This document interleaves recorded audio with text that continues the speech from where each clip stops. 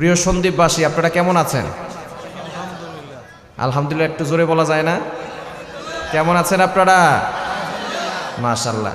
চারপাশে সাগর, মাঝখানে দ্বীপ, তার নামই হচ্ছে সন্দ্বীপ, তাই না? মাশাআল্লাহ, খুবই সুন্দর একটি জায়গা এখানে। আর এখানের মানুষগুলো খুব সুন্দর মনের মানুষ। আমি আপনাদের কাছে আগে একবার এসেছি, তাই না? মাশাআল্লাহ, আপনাদের ভালোবাসা, আপনাদের যে আগ্রহ আমাকে আবারও এনেছে এখানে। আল্লাহ পাক রব্বুল আলামিন আপনাদের সকলকে কবুল করেন, সকলে বলেন আমিন। কিন্তু আমাদের এই চট্টগ্রামের এই সৌন্দর্যের যে জিনিসগুলো আছে, এগুলো কোনো একটা দেশ দখল করতে চায়, ঠিক কি না? আমরা তাদেরকে বলে দিতে চাই, আমার বাংলায় হাত দিলে তোমার দিল্লি আমরা কেড়ে নিব, ঠিক কি না? আমার বাংলায় হাত দেওয়া যাবে না, তোমরা তোমাদের দেশ নিয়ে থাকো। আমার বাংলায় হাত দিতে গেলে তোমাদের দিল্লি কিন্তু আমরা কেড়ে নিব। ইমানকে শক্তিশালী করা দরকার আছে না নাই? তাদেরকে ভালো করে বলে দিতে চাই, তোমাদের দিল্লির লাল কেল্লা মুসলমানরা তৈরি করেছে, তোমাদের দিল্লির কুতুব মিনার মুসলমানরা তৈরি করেছে, দিল্লির বিশ্বরোড মুসলমানরা তৈরি করেছে। সেই মুসলমানদের সাথে যদি তোমরা বাড়াবাড়ি করো, মুসলমানরা তাদের ভূখণ্ড আবার দখল করে ছাড়বে, ঠিক কিনা বলেন? তোমরা মনে করতে পারো আমাদের কাছে অস্ত্র কম আছে, আমাদের কাছে সৈন্য সংখ্যা কম আছে, কিন্তু তোমাদেরকে আমরা বলে দিতে চাই, আমাদের কাছে দামি একটা জিনিস আছে, তার নাম হচ্ছে ইমান। তার নাম কি? এই ইমান নিয়ে যদি সামনে অগ্রসর হই, শুধু বাংলাদেশে নয়, দিল্লির লাল কেল্লায় কালিমার পতাকা বৎপত করে উঠবে, ঠিক কিনা বলেন? হে যুব সমাজ, আর ঘুমিয়ে থাকলে চলবে না, ইমানকে শক্তিশালী করতে হবে। গাজওয়ায়ে হিন্দের দামামা বেজে গেছে, যদি গাজওয়ায়ে হিন্দের জন্য ডাক আসে, আমি কাউসার আহমদ জিহাদি ফার্স্ট টাইম শহীদ হব। আপনারা যারা ত্যাগ দিতে রাজি আছেন, আল্লাহর জন্য দুহাত তুলে দেখান। আল্লাহ তাআলা সকলকে কবুল করেন, সকলে বলেন আমিন। আর জোরে বলেন আমিন। আমি আপনাদের সম্মুখে পবিত্র কোরআনুল কারীমের 14 নম্বর পারার 1 নম্বর পৃষ্ঠার 8 নম্বর লাইন, সূরা হিজরের 9 নম্বর আয়াত তেলাওয়াত করেছি। আল্লাহ রাসূল সাল্লাল্লাহু আলাইহি ওয়াসাল্লামের অসংখ্য অগণিত হাদিস সমূহের মধ্য থেকে সহিহ বুখারী শরীফের 5027 নম্বর হাদিস পাঠ করেছি। যদি আল্লাহ তাআলা আমাকে তৌফিক এনায়েত করেন, উক্ত আয়াত এবং হাদিসকে সামনে রেখে কিছু আলোচনা করার চেষ্টা করব ইনশাআল্লাহ। ওমা তাওফীকি ইল্লা বিল্লাহ। আজকে আমরা কোরআনের কিছু হক সম্পর্কে জানব।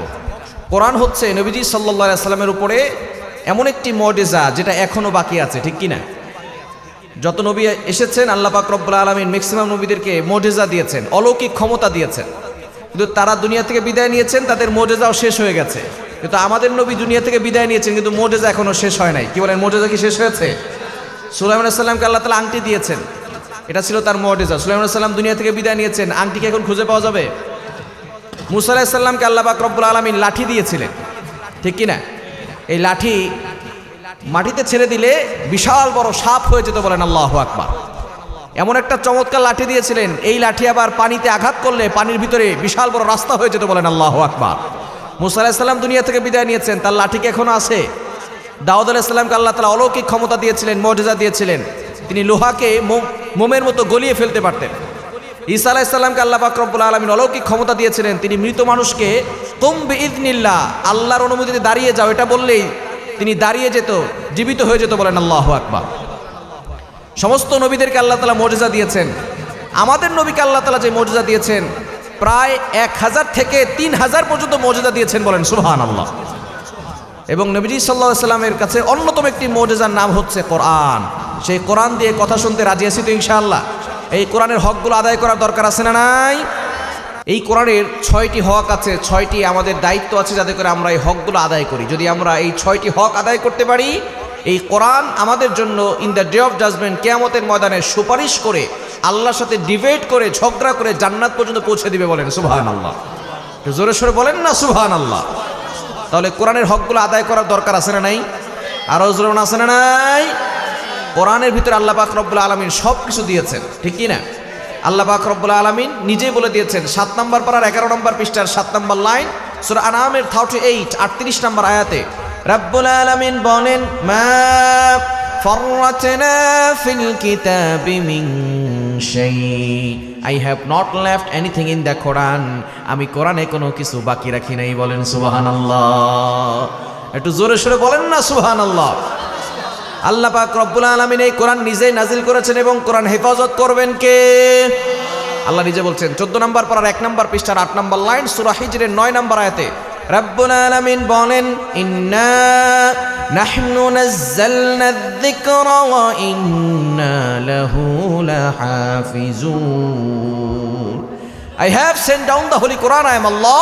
I will take care the Holy Quran, I am Allah. এই কোরআন নাজিল করেছে আমি আল্লাহ, এই কোরআন হেফাজত করব আমি আল্লাহ। একটা আওয়াজ দিয়ে বলেন, কোরআন নাজিল করেছেন কে? কোরআন হেফাজত করবেন কে? দুনিয়ার কোনো শক্তি এই কোরআনকে পৃথিবী থেকে বিদায় করতে পারবে? অনেকেই এই কোরআনকে পৃথিবী থেকে বিদায় করতে চেয়েছে, তারা কি পেরেছে? যারা এই ষড়যন্ত্র করেছে তারাই বাংলার জমিন থেকে নিশ্চিহ্ন হয়ে গেছে, ঠিক কি না? এই কোরআন নাজিল করেছেন কে? আরো জোরে বলেন কে? এই কোরআন হেফাজত করবেন কে? অনেকে দেখবেন বিভিন্ন দেশে কোরআনকে পুড়িয়ে ফেলে এবং তারা বুঝাতে চায় কোরআন পুড়িয়ে ফেললে মনে হয় কোরআন পৃথিবী থেকে বিদায় নেবে। এভাবে কি বিদায় করা সম্ভব হবে? কি বলেন, সম্ভব হবে? আপনাদের এই এলাকায় কোরআনের হাফেজ আছে না নাই? আরো জোরে আছে না নাই? আল্লাহ পাক রব্বুল আলামিন লক্ষ লক্ষ কোটি কোটি হাফেজদের মাধ্যমে কোরআনকে সংরক্ষণ করছেন, বলেন আল্লাহু আকবার।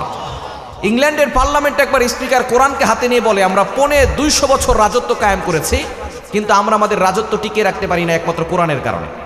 ইংল্যান্ডের পার্লামেন্টে একবার স্পিকার কোরআনকে হাতে নিয়ে বলে, আমরা 250 বছর রাজত্ব কায়েম করেছি, কিন্তু আমাদের রাজত্ব টিকিয়ে রাখতে পারি নাই একমাত্র কোরআনের কারণে। এই কথা বলে ইংল্যান্ডের পার্লামেন্ট স্পিকার কোরআনটাকে ডাস্টবিনে নিক্ষেপ করে ফেলে দেয়, বলেন নাউজুবিল্লাহ। একটু জোরে সোরে বলেন না, নাউজুবিল্লাহ। এই ঘটনাকে কেন্দ্র করে ভারত উপমহাদেশে 3.5 লক্ষ কোরআনের কপি আগুন দ্বারা জ্বালিয়ে দেওয়া হয়েছিল। নাউজুবিল্লাহ বাসায় গিয়ে বলেন। তখন দিল্লির এক হুজুর তার ছোট্ট কোরআনের হাফেজ বাচ্চাকে নিয়ে গিয়ে বলেছিল, ও ইহুদি খ্রিস্টানদের দালাল্লা, তোমরা 3.5 লক্ষ নয় 10 লক্ষ কোরআনের কপি আগুন দ্বারা জ্বালাতে পারো, কিন্তু এই বাচ্চার সিনার মধ্যে যে কোরআন আছে, পারলে এই কোরআনকে জ্বালিয়ে দেখাও। কি বলেন, সিনার মধ্যে থেকে কোরআন জ্বালাতে পারবে? আপনাদের এলাকায় যে হাফেজ সাহেবরা আছে, তাদের অন্তর থেকে যদি আপনি সিনা ছিঁড়ে ফেলেন, সেখান থেকে যদি কল বের করেন, কোনো কোরআনের অক্ষর পাবেন, কোরআনের আয়াত পাবেন, সেখান থেকে কি পুরানো সম্ভব হবে? অবশ্যই তারা রিপিট করেছেন, no, it's completely wrong, because the don't just write down the holy Quran in printed copy, they memorise the verses of Quran in their one hearts. তারা শুধু কাগজে কোরআন লিখে লিখে ছাপাখানায় ছাপায় না, এরা কোরআন পড়ে পড়ে সিনার মধ্যে ঢুকিয়ে রাখে, ঠিক কি না? সুতরাং এই কোরআন পৃথিবী থেকে কেউ বিদায় করতে পারবে? যারাই ষড়যন্ত্র করবে তারাই পৃথিবী থেকে শেষ হয়ে যাবে, ঠিক কি না? অনেকে এই কোরআন নিয়ে বিভিন্ন ধর্মীয় গ্রন্থ আছে, সেটা নিয়ে কোনো বাড়াবাড়ি নাই, শুধু কোরআন নিয়ে বাড়াবাড়ি করে, আছে না নাই? কিছু নাস্তিক আছে আল্লাহর বিরুদ্ধে কথা বলে, নবীকে নিয়ে কটূক্তি করে। ধর্মীয় অনেক বই আছে, Bible, Tripitaka, Dasatir, Ved, Puran, Ramayan, Dighanikaya, Yahwist, sacerdotal, Talmud, Torah, Old Testament, New Testament, Zend Avesta সহ সকল ধর্মীয় গ্রন্থ আছে। প্রত্যেকটা বইয়ের ভিতরে ভুল আছে, একমাত্র একটা কিতাব আছে যে কিতাবের ভিতরে কোনো ভুল নাই, তার নাম হচ্ছে আল কোরআন, বলেন আল্লাহু আকবার। তারপরে তারা কোরআন নিয়ে মাতামাতি করে। আমরা তাদেরকে বলতে চাই, তোমরা যদি কোরআন নিয়ে মাতামাতি করো, আল্লাহর বিরুদ্ধে কথা বলো, এই সকল নাস্তিকদেরকে আমরা মুসলমানরা বাংলার জমিনে কোনো জায়গায় ঠাঁই দিব না, ঠিক কি না? নাস্তিকরা যেখানেই বাধা হয়ে দাঁড়াবে, ইসলামের বিরুদ্ধে কথা বলবে, সেখানে আমাদেরকে প্রতিবাদ গড়ে তুলতে হবে, ঠিক কি না? নাস্তিকতা নিপাত যাক, দিন ইসলাম জিন্দাবাদ। নাস্তিকতা নিপাত যাক, দিন ইসলাম জিন্দাবাদ। কোটি প্রাণে একই আওয়াজ, খোদাদ্রোহী ছাড় পাবে না, এই বাংলায় ঠাই হবে না, মুসলমানরা জেগেছে আজ, ঠিক কি না? জোর কদমে সামনে চলো, বজ্রকণ্ঠে আওয়াজ তোলো, সবাই মিলে একই সাথে দাও না স্লোগান, নারায়ে তাকবীর, নারায়ে তাকবীর। দিন ইসলাম, দিন ইসলাম জিন্দাবাদ, জিন্দাবাদ। ইসলামেরই জন্য দেশের হয়েছে জন্ম, ইসলামের বিরুদ্ধে গেলে দেশ হবে ভিন্ন, ঠিক কি না? ইসলামেরই জন্য দেশের হয়েছে জন্ম, ইসলামের বিরুদ্ধে গেলে দেশ হবে ভিন্ন। ইসলামের বিরুদ্ধে যারা নিয়েছ অবস্থান, এই বাংলায় ঠাই হবে না, যাও হিন্দুস্তান। জোর কদমে সামনে চলো, বজ্রকণ্ঠে আওয়াজ তোলো, সবাই মিলে একই তালে দাও না স্লোগান, নারায়ে তাকবীর, নারায়ে তাকবীর। দিন ইসলাম, দিন ইসলাম জিন্দাবাদ, জিন্দাবাদ। কোরআন সুন্নাহর আলো, নারায়ে তাকবীর। এজন্য নাস্তিকদের বিরুদ্ধে আমাদের প্রতিবাদ গড়ে তোলার দরকার আছে না নাই? আর আলোচনা আছে না নাই? আসুন এই কোরআনের 6টি হক থেকে আমরা আলোচনা শুনবো। কোরআনের 1 নাম্বার হক হচ্ছে কোরআনের প্রতি ঈমান আনা। কোরআনের উপর ঈমান আনার দরকার আছে না নাই? আর আলোচনা আছে না নাই? আমরা 7টি জিনিসের উপরে ঈমান এনেছি। কয়টি জিনিসের উপরে? এই 7টা জিনিসের ভিতরে যদি একটা আপনি বাদ দেন, আপনার ঈমান থাকবে? থাকবে। ঈমানের মুফাসসাল আমরা পারি কি পারি না? আমানতু বিল্লাহি ওয়া মালাইকাতিহি ওয়া কুতুবিহি ওয়া রুসুলিহি ওয়াল ইয়াউমিল আখিরি ওয়াল কদরি খাইরিহি ওয়া শাররিহি মিনাল্লাহি তাআলা ওয়াল বাসি বাদাল মাউত। এখানে ওয়াকুতুবিহি মানে কিতাব সমূহ, আসমানি কিতাবের ভিতরে কোরআন আছে না নাই? আর ওজরান আছে না নাই? এই কোরআনের ভিতরে A to Z পরিপূর্ণ বিশ্বাস আপনার থাকতে হবে। দুঃখজনক হলেও সত্য, আমরা কোরআন বিশ্বাস করি, কিছু আয়াত মানি, কিছু আয়াত মানি না, ঠিক কিনা? ডজন ডজন আয়াত আমরা মানি না, তারা কিন্তু মুসলমান নাই, তারা কিন্তু মুরতাদ হয়ে গেছে, ঠিক কিনা? কোরআন মানলে বিসমিল্লাহির রহমানির রহিমের বা থেকে শুরু করে মিনাল জিন্নাতি ওয়ান নাসের সিন পর্যন্ত প্রতিটি অক্ষর মানতে হবে। একটা অক্ষরকে অস্বীকার করলে সে ডাইরেক্ট মুরতাদ হয়ে যাবে, ঠিক কিনা? এজন্য অবশ্যই আমাদেরকে কোরআন পরিপূর্ণভাবে মানার দরকার আছে না নাই? কোরআন পরিপূর্ণভাবে মানতে হবে, তার প্রতি বিশ্বাস রাখতে হবে। আমরা শুধু কোরআন মসজিদে রাখি, কোরআন শুধু ঘরের ভিতরে রেখে দিয়েছি, কোরআন শুধু তাকের উপরে রেখে দিয়েছি। সামনে রমজান মাস আসবে, তখন একটু খুলে পড়বো, ঠিক কিনা? কোরআন শুধু তাকের উপরে রাখার জন্য আসে নাই, কোরআন শুধু রমজানে পড়ার জন্য আসে নাই, কোরআন শুধু বাবা মা মরে গেলে কিছু মাদ্রাসার ছাত্রদেরকে এনে তারপরে কোরআন খতম করালাম, এটার জন্য কোরআন আসে নাই। কোরআন এসেছে কিভাবে জীবিত থাকা অবস্থায় পরিপূর্ণভাবে কোরআন দিয়ে জীবন গড়ে জান্নাতে যেতে পারে, এই জন্য কোরআন এসেছে, ঠিক কিনা? কিন্তু আমরা কোরআন শুধু তাকের উপরে রেখে দিয়েছি, উপরের কভারটা ময়লা হয়ে গেছে, এটা পরিষ্কারও করার সুযোগ আমাদের হয় না। যুগের পরে যুগ চলে যায়, কোরআনটাকে ধরে যে একটু বুকের সাথে লাগাবো, একটু চুমু খাবো, সেই সময়টুকু আমাদের হয় না, এত ব্যস্ত হয়ে পড়েছে আমরা। অথচ কোরআনের দিকে তাকালেই সওয়াব। সুবহানাল্লাহ বলবেন না? কোরআন হচ্ছে এমন একটা কিতাব, যে কিতাবের দিকে তাকালেই সওয়াব। তিনটা জিনিসের দিকে তাকালেই সওয়াব। এক নাম্বার, মায়ের দিকে ভালো নজরে তাকালেই আল্লাহ পাক রব্বুল আলামিন সওয়াব দান করেন। দ্বিতীয় নাম্বার, কাবা শরীফের দিকে তাকালেই সওয়াব। তিন নাম্বার, কোরআনের দিকে তাকালেই আল্লাহ পাক রব্বুল আলামিন আমলনামায় সওয়াব দিয়ে দেন, বলেন সুবহানাল্লাহ। এজন্য এই কোরআনকে দেখার দরকার আছে না নাই? কোরআন পড়ার দরকার আছে না নাই? কোরআনের সাথে এমনভাবে সম্পর্ক করতে হবে যাতে করে কোরআন আমাদের থেকে দূরে সরে না যায়। কেননা কোরআন যদি পরিপূর্ণভাবে আপনি বিশ্বাস করতে পারেন, সম্পর্ক তৈরি করতে পারেন, আল্লাহ পাক রব্বুল আলামিন এই কোরআনের বিনিময়ে আপনাকে জান্নাত দান করবেন। পাকিস্তানের একটা ঘটনা, এক ব্যক্তি দুনিয়া থেকে মারা গেছে, ওই এলাকার লোকজন কিভাবে কাফন করতে হয়, কিভাবে গোসল করাতে হয়, দাফন করাতে হয় কিছুই জানে না। এমন সময় লোকজনরা বিপদে পড়ে গেল, কিভাবে আমরা গোসল করাবো, কিভাবে কাফন দাফনের ব্যবস্থা করব। সকলে মিলে মেইন রোডে চলে গেছে। যাওয়ার পরে দেখে কোনো লোক পাওয়া যায় কিনা যে আমাদের মৃত ব্যক্তির জানাজা করাবে, গোসলের ব্যবস্থা করবে, কাফনের ব্যবস্থা করবে। এমন সময় দেখে দূর থেকে একটা লোক সাইকেল চালিয়ে আসতেছে। আসার পরে এবার দেখে ওই লোকটাকে বলল, ভাই আমাদের একটা লোক মারা গেছে, কিন্তু কিভাবে গোসল করাবো জানি না, কিভাবে দাফন করাবো সেটাও জানি না, কিভাবে কি করতে হবে আমরা কিছুই বুঝি না। লোকটা সেখানে চলে গেল। যাওয়ার পরে লোকটাকে, মৃত ব্যক্তিকে গোসল করালো, কাফনের ব্যবস্থা করলো, জানাজার ব্যবস্থা করে দাফনের ব্যবস্থা করলো। যখন সেই লোকটা চলে আসলো, এমন সময় দেখে তার গুরুত্বপূর্ণ জিনিসপত্র কোথায় যেন হারিয়ে গেছে।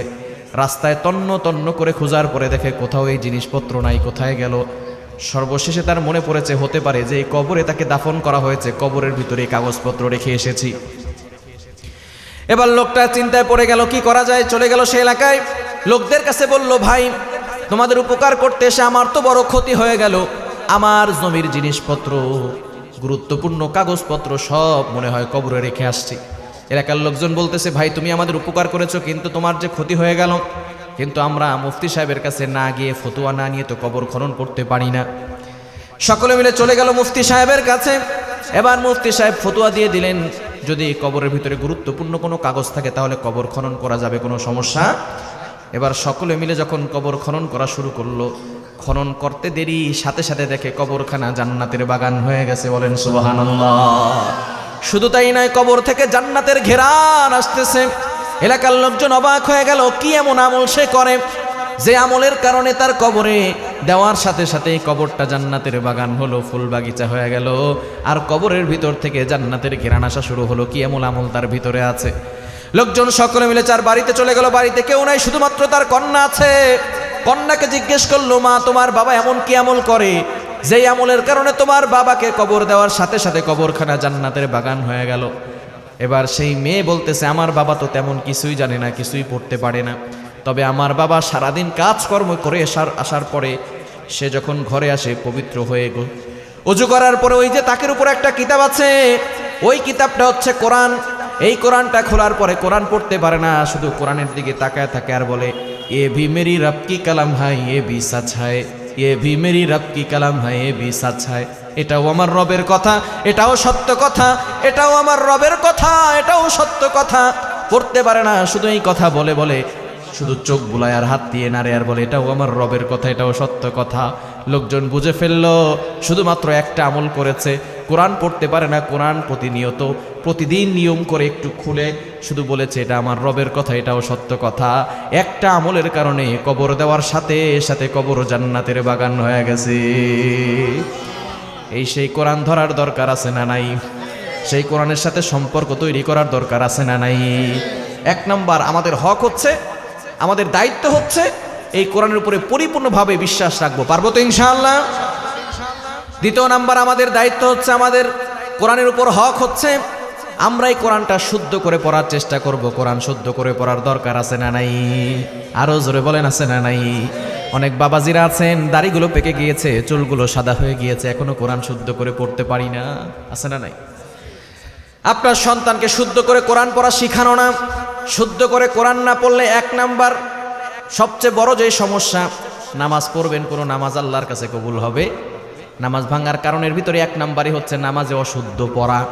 নামাজে অশুদ্ধ পড়লে পৃথিবীর কোনো মুফতি সাহেব নাই যে আপনাকে ফতোয়া দিবে যে নামাজ হইছে। কিন্তু আমাদের ডজন ডজন মানুষ এমন আছে 5 ওয়াক্ত নামাজ পড়ি, তাহাজ্জুদ পড়তে পড়তে কপালে দাগ পড়ে গেছে, সূরা ফাতিহা শুদ্ধ করে পড়তে পারে না, এরকম লোক আছে না নাই? দ্বিতীয় নাম্বার কোরআনের হক হচ্ছে কোরআন শুদ্ধ করে পড়তে হবে। কোরআন শুদ্ধ করে পড়তে না পারলে এক নাম্বার হচ্ছে আপনার কোনো নামাজ আল্লাহর কাছে কবুল হবে? কোরআন শুদ্ধ করে পড়বেন, পড়া যাবে তো ইনশাআল্লাহ? নিজেও কোরআন শুদ্ধ করে পড়বেন, সন্তানকে কোরআন শুদ্ধ করে পড়া শিখাবেন। কারণ আপনি যখন দুনিয়া থেকে বিদায় নেবেন একদিন তো চলে যেতে হবে, ঠিক কিনা? কেউ আমরা পৃথিবীতে সারা জীবন বাঁচবো? We have to go back to our Lord. আমাদের সকলকে আল্লাহর কাছে ফিরে চলে যেতে হবে। সূরা আলে ইমরানের 185 185 নম্বর আয়াতে আল্লাহ বলছেন, কুল্লু নাফসিন যায়িকাতুল মাউত, all animals R mortal, so the man is mortal. প্রত্যেকটা প্রাণীকে মৃত্যুর স্বাদ গ্রহণ করতে হবে। The most certain thing in our life is death and the most uncertain thing in our life is time of death. আমাদের জীবনের সবচেয়ে বড় সুনিশ্চিত বিষয়ের নাম হচ্ছে মরণ। আমরা যে মরে যাবো এটা সুনিশ্চিত, তবে কবে, কখন, কোথায় মারা যাবে এটা অনিশ্চিত। তবে আমাদের সকলকে চলে যেতে হবে, ঠিক কি না? আপনি মরে যাওয়ার পরে আপনার সন্তান শুদ্ধ করে কোরআন পড়তে পারে না, ইংলিশ মিডিয়ামে পড়াইছেন, ইংরেজি খুব সুন্দর করে পড়তে পারে, ব্রিটিশদের মতো ইংরেজি বলে, বাংলা খুব সুন্দর পারে, প্রত্যেকটা ভাষা সে সুন্দর করে বলতে পারে, কিন্তু আপনি মারা যাওয়ার পরে আপনার কবরে গিয়ে যদি ABCD পড়ে, কি বলেন, কবর আযাব কি বন্ধ হয়ে যাবে? যদি সরে সরে পড়ে। কিন্তু সন্তান যদি দুহাত তুলে বলে, সূরা ফাতিহা শুদ্ধ করে একবার পড়ে, সূরা ইখলাস শুদ্ধ করে 3 বার পড়ে, দুহাত তুলে বলে রব্বিরহামহুমা কামা রব্বায়ানি সগীরা, সাথে সাথে আল্লাহ পাক রব্বুল আলামিন আপনার কবরখানা জান্নাতের বাগান বানায়া দিবে। এজন্য সন্তানকেও শুদ্ধ করে কোরআন শেখানোর দরকার আছে না নাই? আরো জোরে বলেন আছে না নাই? সন্তানকে কোরআন শিখাবেন কেন? সন্তানকে ধর্মীয় শিক্ষা দিবেন কেন? কেননা যদি আপনি নিজে নামাজ পড়েন, আপনি কোরআন শুদ্ধ করে পড়তে পারেন, সন্তান যদি পড়তে না পারে, ওই সন্তান জাহান্নামে গেলে কিয়ামতের ময়দানে আল্লাহ আপনার কলার ধরে আপনাকেও জাহান্নামে দিবে, ঠিক কি না? কোরআন খুলেন 28 নম্বর পারা 19 নম্বর পৃষ্ঠার 13, 14, 15 নম্বর লাইন, সূরা তাহরিমের 6 নম্বর আয়াত। রব্বুল আলামিন বলেন, ইয়া আইয়ুহাল্লাযীনা আমানু কু আনফুসাকুম ওয়া আহলিকুম নারা।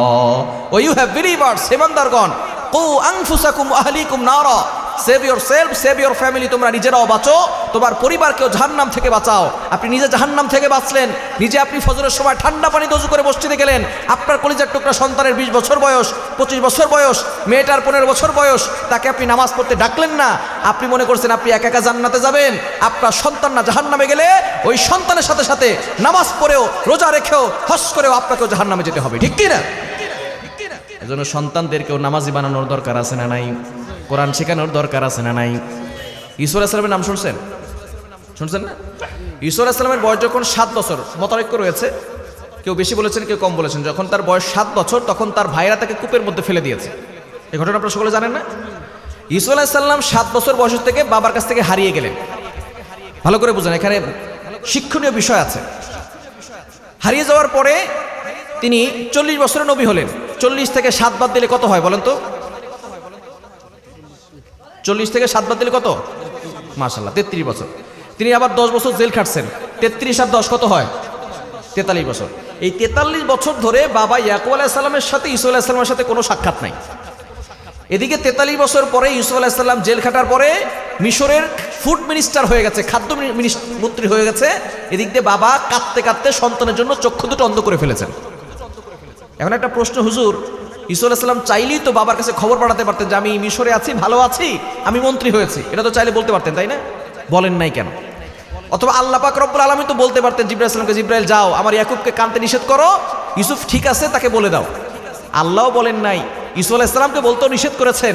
এদিকে বাবা ইয়াকুব আলাইহিস সালাম জানেনও না 43 বছর ধরে তার সন্তান ইউসুফ জীবিত আছে না মৃত্যু। প্রশ্ন আছে না নাই? কি বলেন, আছে না নাই? কেন আল্লাহ পাক রব্বুল আলামিন 43 বছর ধরে বাবা আর সন্তানকে আলাদা করে রেখেছেন? বাবা জানেই না সন্তান জীবিত আছে নাকি দুনিয়া থেকে বিদায় নিয়েছে। এই দুঃখে বাবা ইয়াকুব আলাইহিস সালাম কাঁদতে কাঁদতে চক্ষু দুটো অন্ধ করেছেন। ভালো করে বুঝেন, একটা মাসালা বুঝতে হবে কেন আল্লাহ পাক রব্বুল আলামিন ইউসুফ আলাইহিস সালামকে তার বাবা থেকে দূরে রেখেছেন। ইয়াকুব আলাইহিস সালাম যখন তার সন্তান ইউসুফ আলাইহিস সালাম হয়েছেন, তখন ইউসুফ আলাইহিস সালামের মা মারা গেছেন। মারা যাওয়ার পরে ছোট বাচ্চারা দেখবেন অনেক সময় ঘুমের মধ্যে কান্নাকাটি করে, ঘুমের মধ্যে হাসে। আপনাকে আমার কথা বুঝতে পারতেছেন? কষ্ট হচ্ছে? আলোচনা শেষ করে দিব। ইউসুফ আলাইহিস সালাম ছোট্টবেলায় যখন জন্মগ্রহণ করেছেন, তার মা কি করেছেন? মারা গেছে। ছোট্ট বাচ্চারা ঘুমের মধ্যে অনেক সময় কান্নাকাটি করে, ঘুমের মধ্যে হাসে। ইয়াকুব আলাইহিস সালাম ইউসুফ আলাইহিস সালামকে খাটে রেখে ঘুমিয়েছেন। ইউসুফ আলাইহিস সালাম তিনি নামাজ পড়তে দাঁড়িয়েছেন। ভালো করে বুঝেন, এখানে একটা মাসালা বুঝতে হবে। আমরা যখন নামাজে দাঁড়াই তখন আমাদের দৃষ্টি থাকে সেজদার জায়গায়, এটা সুন্নত, তাই না? এখন যদি কোনো ব্যক্তি দৃষ্টিটা সামনে নিয়ে যায় আবারও সেজদার জায়গায় নিয়ে আসে, তাহলে এই নামাজের কোনো সমস্যা হবে? শুধুমাত্র দৃষ্টিটা সামনে নিয়েছে আবারও সেজদার দিকে নিয়ে আসছে, নামাজের কোনো সমস্যা হবে? হবে না। দ্বিতীয় নাম্বার হচ্ছে, কেউ যদি নামাজে মুখটাকে এভাবে ঘুরায়, তার নামাজ হবে মাকরু হয়ে যাবে, হারামের কাছাকাছি, অর্থাৎ একেবারে শেষ পর্যায়ে হয়ে যাবে। কিন্তু কেউ যদি বুক ফিরিয়ে নেয় তাহলে তার নামাজ বাতিল হয়ে যাবে। মাসলা বুঝতে পারছেন? এক নম্বর সেজদার দিকে রাখা সুন্নত, যদি কেউ অন্যদিকে দৃষ্টি নেয় আবারও সেজদার দিকে নিয়ে আসে, এই নামাজ হয়ে যাবে, কোনো সমস্যা নাই। কেউ যদি তার মুখটাকে এভাবে এভাবে ঘোরায় তাহলে তার নামাজ মাকরু হয়ে যাবে। কেউ যদি তার বুকটাকে ফিরিয়ে নেয় নামাজ বাতিল হয়ে যাবে। ইয়াকুব আলাইহিস সালাম যখন নামাজে দাঁড়িয়েছেন, এমন সময় ইউসুফ আলাইহিস সালাম ঘুমের মধ্যে কান্না করে উঠছেন। সাথে সাথে ইয়াকুব আলাইহিস সালাম দৃষ্টিটা ইউসুফ আলাইহিস সালামের দিকে দিয়েছেন, আবারও দৃষ্টি নামাজের ভিতরে নিয়ে আসছেন। বলেন তো নামাজের কোনো ক্ষতি হয়েছে? হয়েছে? কিন্তু আল্লাহ পাক রব্বুল আলামিন ইয়াকুব আলাইহিস সালামকে ডাক দিয়ে বলে, ইয়াকুব তুমি তো সাধারণ কোনো মানুষ না, তুমি হলা নবী। তুমি নবী হয়ে আজকে আমি আল্লাহর তোমার ভিতরে ভালোবাসার মাঝখানে তোমার সন্তান বাধা হয়ে দাঁড়ালো, আমি আল্লাহ এমন ব্যবস্থা করব তুমি চাইলেও তোমার সন্তানকে দেখতে পারবে না। ইয়াকুব আলাইহিস সালাম দৃষ্টি দিয়েছেন, নামাজে কোনো সমস্যা হয়েছে? কি বলেন, কোনো সমস্যা হয়েছে? কিন্তু আল্লাহ বলেন আজকে তোমার আর আমার ভালোবাসার মাঝখানে সন্তান বাধা হয়ে দাঁড়িয়েছে, আমি আল্লাহ এমন ব্যবস্থা করব চাইলেও তুমি তোমার সন্তান ইউসুফকে দেখতে পারবা। এই জন্য বাবার সন্তানের ভিতরে 43 বছর ধরে কোনো সাক্ষাৎ, 43 বছর পরে আল্লাহ পাক রব্বুল আলামিন ইউসুফ আলাইহিস সালামকে হুকুম দিয়েছেন যে এবার তুমি তোমার বাবার সাথে সাক্ষাৎ করো। ইউসুফ আলাইহিস সালাম বাবার সাথে সাক্ষাৎ করেছেন। আল্লাহ পাক রব্বুল আলামিন ইয়াকুব আলাইহিস সালাম যাতে করে ইউসুফ আলাইহিস সালামকে দেখতে পারেন এই জন্য চক্ষু দুটো ভালো করে দিয়েছেন। বলেন সুবহানাল্লাহ। ইউসুফ আলাইহিস সালাম 43 বছর পরে বাবার সাথে সাক্ষাৎ করার পরে তিনি সর্বপ্রথম বাবাকে একটা প্রশ্ন করেছেন, প্রশ্নটা ভালো করে বুঝবেন। বাবাকে বলছেন, বাবা আমি যদি আপনার কাছে থাকতাম সুখে শান্তিতে বসবাস করতাম, আর দূরে থাকলে দুঃখ দুর্দশা জীবন যাপন কাটবে, এই দুঃখে যদি আপনি কাঁদতে কাঁদতে চক্ষু দুটো অন্ধ করে ফেলেন তাহলে তাকদীরের প্রতি আপনার বিশ্বাস রইল কোথায়? বুঝে নাই অনেকে, বুঝতে পারছেন? আবারও বলি, ইউসুফ আলাইহিস সালাম 43 বছর পরে সর্বপ্রথম বাবাকে একটা প্রশ্ন করেছেন, বাবা আমি যদি আপনার কাছে থাকতাম সুখে শান্তিতে বসবাস করতাম, আর যদি দূরে থাকি তাহলে দুঃখ দুর্দশা জীবন যাপন কাটবে, এই দুঃখে যদি আপনি কাঁদতে কাঁদতে চক্ষু দুটো অন্ধ করেন তাহলে তাকদীরের প্রতি আপনার বিশ্বাস রইল কোথায়? কারণ আমি কোথায় ভালো থাকবো তো তাকদীর আগে থেকেই লেখা আছে, ঠিক কি না? ইয়াকুব আলাইহিস সালাম বললেন, বাবা সন্তান ইউসুফকে বলতেছেন, ইউসুফ তুমি আমার কাছে থাকলে সুখে শান্তিতে বসবাস করবে, আর দূরে থাকলে দুঃখ দুর্দশা জীবন যাপন কাটাবে, এই দুঃখে আমি ইয়াকুব 1 সেকেন্ডও কাঁদি নাই। তাহলে কেন কাঁদলেন? ইয়াকুব আলাইহিস সালাম বলতেছেন, আমি কেঁদেছি এই জন্য, তুমি ইউসুফ 7 বছর বয়সের সময় আমার কাছ থেকে হারিয়ে গেলে। তুমি ইউসুফ জান্নাতের পথে গিয়েছো নাকি জাহান্নামের পথে গিয়েছো? যদি জান্নাতের পথে যাও কোনো সমস্যা নাই, তবে যদি জাহান্নামের পথে যাও কিয়ামতের ময়দানে আল্লাহর কাছে আমাকে জবাবদিহি করতে হবে। আল্লাহ আমাকে জিজ্ঞেস করবেন কেন তোমার সন্তান জাহান্নামে গেল? এই দুঃখে আমি ইয়াকুব কাঁদতে কাঁদতে চক্ষু দুটো অন্ধ করে ফেলেছি। আর আপনার সন্তান 20 বছর হয়ে গেছে, 25 বছর হয়ে গেছে, সন্তান নামাজ পড়ে না, আপনার কোনো কেয়ার নাই। আপনি মনে করছেন আমি নিজে নামাজ পড়ে জান্নাতে চলে যাব, ফেরেশতারা মুগুর নিয়ে বসে রয়েছে। এজন্য সন্তানদেরকেও নামাজি বানানোর দরকার আছে না নাই? সন্তানদেরকেও কোরআন শেখানোর দরকার আছে না নাই? সন্তানকে শুদ্ধ করে কোরআন পড়া শেখাবেন, নিজেও শুদ্ধ করে কোরআন পড়বেন। দুনিয়ার সব কিছু আপনার চলে, কোরআনটা খালি শুদ্ধ করে পড়া হয় না, ঠিক কিনা? ইমাম সাহেবের কাছে আসবেন, হুজুর আমাকে কোরআনটা পড়ান, হাদিয়া যা লাগে নেন, কিন্তু দুঃখজনক হলেও সত্য ইংরেজি পড়ায় সন্তানকে 2000 টাকা বেতন দেয়, গণিত পড়ায় সেখানে 3000 টাকা, আর কোরআন শরীফ পড়ায় আসতে বলে হুজুর কোরআন শরীফ পড়ায় এত টাকা নেওয়া জায়েজ নাই। এরকম ফতুয়াবাজ আছে না নাই? এদেরকে উল্টা ধরে লটকায় পিটাইবেন। আপনারা ইংরেজি পড়া টাকা নিতে যায় সেটা কে বলছে? গণিত পড়া টাকা নেওয়া যায়, এই ফতোয়া আপনাকে কে দিয়েছে? শুধু ফতুয়া আসে কোরআন শরীফের বেলায় না, ফাইজলামি শুরু করছে। কোরআন শরীফ পড়াবেন, টাকা বেশি দিয়ে পড়াবেন, ইংরেজি পড়াচ্ছেন, গণিত পড়াচ্ছেন, এতে কোনো ফায়দা নাই। আগেই বলেছি, যদি আপনার সন্তান 1, 2, 3 আপনার কবরের পাশে গিয়ে বলে কোনো লাভ হবে, যদি ABCD পড়ে কোনো লাভ হবে, যদি সূরা ফাতিহা পড়ে লাভ আছে না নাই? যেইটাই লাভ আছে আখিরাতে, সেই কোরআন শরীফ হুজুরদেরকে পড়ায়া টাকা আরো বেশি দিবেন, কারণ এখানে যত টাকা দিবেন তত টাকা দানের সব হবে, বলেন সুবহানাল্লাহ। এজন্য হুজুরদেরকে মাঝে মধ্যে হাদিয়া দিবেন। ইমাম সাহেবের কাছে আসবেন, হুজুর এটা আপনার জন্য হাদিয়া, বলে বেতন দেই না, 50 টাকা বেতন তো আবার 12 মাস ধরে বাকি আছে না নাই? আছে, বেশি আছে। 50 টাকা বেতন, 100 টাকা বেতন, এটা দিতে তার কষ্ট হয়, হাত কাঁপে, অথচ ডিশের বিল 300 টাকা করে দেয়, বছরও দেয় না। ওই তো 12 মাস বললাম, বছর পর বছর চলে, হুজুরের বেতনটা দেয় না, অথচ ডিশের বিল প্রত্যেক মাসে 300 করে দেয়, ওয়াইফাই বিল 500 করে দেয়, তাতে কোনো সমস্যা নাই, শুধু সমস্যা হুজুরের বিল দিতে যায় সে, ঠিক কিনা? হুজুরে একটু খাওয়াবে, হুজুর একটু হাদিয়া দিবে, বলে কেন? হুজুরকে আমরা বেতন দেই না, 50 টাকা বেতন দিয়ে মনে করছি ইমাম সাহেব কিনা ফেলছি, ইমাম সাহেব আর ইমাম সাহেব না, সে গোলামতি করতেছে, ঠিক কিনা? খবরদার, ইমাম সাহেবদেরকে রেসপেক্ট করবেন, সম্মান করবেন, হুজুরদের কাছে আসবেন, হুজুরদেরকে মহব্বত করবেন, হুজুরদেরকে ভালোবাসবেন। কোরআনের ছাত্র যারা আছে, কোরআনের পাখি যারা আছে, যারা আপনার এলাকায় হাফেজ সাহেবরা হেঁটে যায়, মাঝে মধ্যে দেখবেন তার বাবা আছে কিনা, যদি বাবা মা না থাকে মাথায় হাত দিয়ে একটু হাতটা বুলিয়ে দিবেন, একটু আদর করে দিবেন, কিছু টাকা হাদিয়া দিয়ে দিবেন। নবীজি সাল্লাল্লাহু আলাইহি ওয়াসাল্লাম বলেছেন, এতিম বাচ্চার মাথায় যে হাত বুলিয়ে দিল, সে আমি নবীর সাথে জান্নাতে থাকবে, বলেন সুবহানাল্লাহ। এজন্য আলেমদেরকে মহব্বত করার দরকার আছে না নাই? হুজুরের কাছে যাবেন, হুজুর টাকা পয়সা যা লাগে লাগুক, আমাকে রমজানের আগে কোরআন শিখিয়ে দেন। পারবেন তো ইনশাল্লাহ? পারবেন তো ইনশাল্লাহ? যারা কোরআন শুদ্ধ করে পড়তে পারি না, রমজানের আগেই হুজুরকে ধরবো, হুজুর কোরআনটা আমাকে পড়ান, কোরআনটা আমাকে শিখান। একটা বয়স্ক রুটিন করবেন, চালু করবেন কোরআন শিখার বয়স্ক ক্লাস।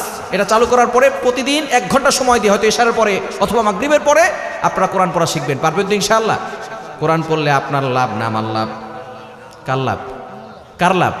আপনি নিজে পড়লে আপনার নিজের লাভ, ঠিক কিনা? কেননা এই কোরআন যারা পড়বে, কোরআন তাদেরকে জান্নাত পর্যন্ত পৌঁছে দিবে, বলেন সুবহানাল্লাহ। এজন্য সন্তানদেরকে কোরআন শুদ্ধ করে পড়ানোর দরকার আছে না নাই? আরো জোরে বলা আছে না নাই? নিজেও কোরআন শুদ্ধ করে পড়বেন, সন্তানকেও কোরআন শুদ্ধ করে পড়াবেন। এটা হচ্ছে কোরআনের 2 নাম্বার হক। কোরআনের 3 নাম্বার হক, কোরআনের তর্জমা জানার দরকার আছে না নাই? কি বলেন? কোরআনের হক হচ্ছে আপনি যতটুকু পারেন তর্জমা পড়বেন।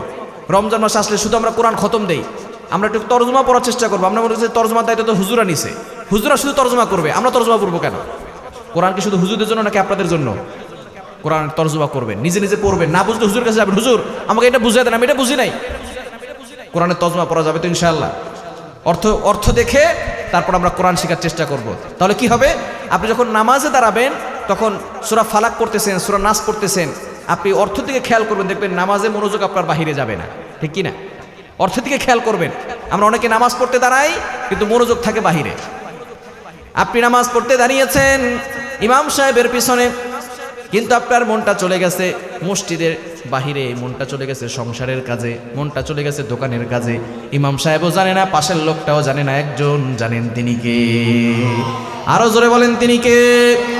এরকম নামাজে মনোযোগী হওয়ার জন্য অর্থের দিকে খেয়াল করবেন, আর মনে করবেন এটাই হতে পারে আমার সর্বশেষ নামাজ, হতে পারে এই নামাজের পরে আমি আর নামাজের সুযোগ পাবো না। যদি আপনার সর্বশেষ নামাজ হয়, ওই নামাজটা একটু ভালো করে পড়ার দরকার আছে না নাই? নামাজে মনোযোগী হবেন। কিন্তু দুঃখজনক হলেও সত্য, আমরা অনেকে নামাজে মনোযোগী হই না। সাহাবায়ে কেরামদের নামাজ কেমন ছিল? সাহাবায়ে কেরামদের নামাজ দেখে কাফেররা মুসলমান হয়ে যায়, আর আমার আপনার নামাজ দেখে ছোট ছোট বাচ্চারা মসজিদ থেকে পলায়, ঠিক কি না? অনেকে দেখবেন বাচ্চাদেরকে মসজিদে দেখতে পারে না, বাচ্চারা আসলেই থাবড়ায় বের করে দেয়, বেরো। আর ওই বাচ্চা বলে এই বুড়া না বললে মসজিদে যাবো না, আছে না নাই? তা আপনি যে বাচ্চাকে বের করে দিলেন, এই অধিকার আপনাকে কে দিয়েছে? আপনি যে একজন বাচ্চাকে বের করে দিয়েছেন, অধিকার আপনাকে কে দিয়েছে? বাচ্চারা দুষ্টমি করে, তো দুষ্টমি বাচ্চারা করবেন নাকি আপনি করবেন? দুষ্টমি কি আপনি করবেন? তুরস্কের ম্যাক্সিমাম মসজিদে বাচ্চাদের জন্য খেলনা রাখা হয়, ভালো করে মনে রাখবেন। যেই মসজিদে বাচ্চাদের নামাজের সময় পিছন দিক থেকে বাচ্চাদের কান্নার আওয়াজ, হাসির আওয়াজ, দুষ্টমির আওয়াজ আসবে না, ওই মসজিদের মুসল্লির আশঙ্কায় থাকবে পরবর্তী প্রজন্ম মসজিদমুখী হবে না। এর জন্য বাচ্চাদেরকে মসজিদ থেকে বের করে দিবেন না। আপনি ছোটবেলা আপনার নানার হাত ধরে, দাদার হাত ধরে, বাবার হাত ধরে মসজিদে গিয়েছেন, এজন্য এখন আপনি মুসল্লি হয়েছেন। এজন্য বাচ্চাদেরকে মসজিদ থেকে বের করবেন না, তাদেরকে মসজিদে নিয়ে যাবেন। তবে সিস্টেম চেঞ্জ করতে হবে, দুইটা বাচ্চাকে একসাথে রাখবেন না, তাহলে তারা দুষ্টমি করবে বেশি। মাঝখানে একজন বড় থাকবে, এরপরে দুইজন দুই পাশে রাখবেন, তাহলে তারা দুষ্টমি কম করবে। তবে বাচ্চারাই দুষ্টমি করবে। আপনার নামাজের সমস্যা হচ্ছে, সাহাবা একরাম যখন নামাজ পড়তে দাঁড়াতেন কাফেররা ঢোল পিটাতো, ইচ্ছা করে ঢোল পিটাতো যাতে করে নামাজের সমস্যা হয়। শুধু তাই নয়, সাহাবা একরাম যখন নামাজে সেজদায় চলে যেতেন, উটের পচা নানি ভুড়ি এগুলো সাহাবা একরামদের মাথার উপরে চাপিয়ে দেওয়া হতো। এত কষ্ট সহ্য করে নামাজ পড়েছেন, তারপরে তাদের নামাজের সমস্যা হয় নাই। আর আপনার বাচ্চার আওয়াজে নামাজের সমস্যা হয়, আপনার ইমান দুর্বল হয়ে গেছে। এজন্য ইমানকে শক্তিশালী করা দরকার আছে না নাই? অর্থ জেনে তারপরে কোরআন পড়তে হবে। কোরআন সন্তানকে অর্থ সহকারে শিখাবেন, নিজেও পড়বেন, সন্তানকেও শিখাবেন। কেননা এই কোরআন যদি আপনার সন্তানকে শিখান, এই উসিলায় হতে পারে আল্লাহ তাআলা আপনার কবরের আযাবকে মাফ করে দিবে। বলেন সুবহানাল্লাহ। তাফসিরে কাবের ভিতরে একটি ঘটনা এসেছে, হযরতে মূসা আলাইহিস সালাম আল্লাহর সাথে কথা বলতে যেতেন। একদিন যাওয়ার সময় দেখে কবরে আযাব। মূসা আলাইহিস সালাম কবরের আযাব দেখে আফসোস করলেন।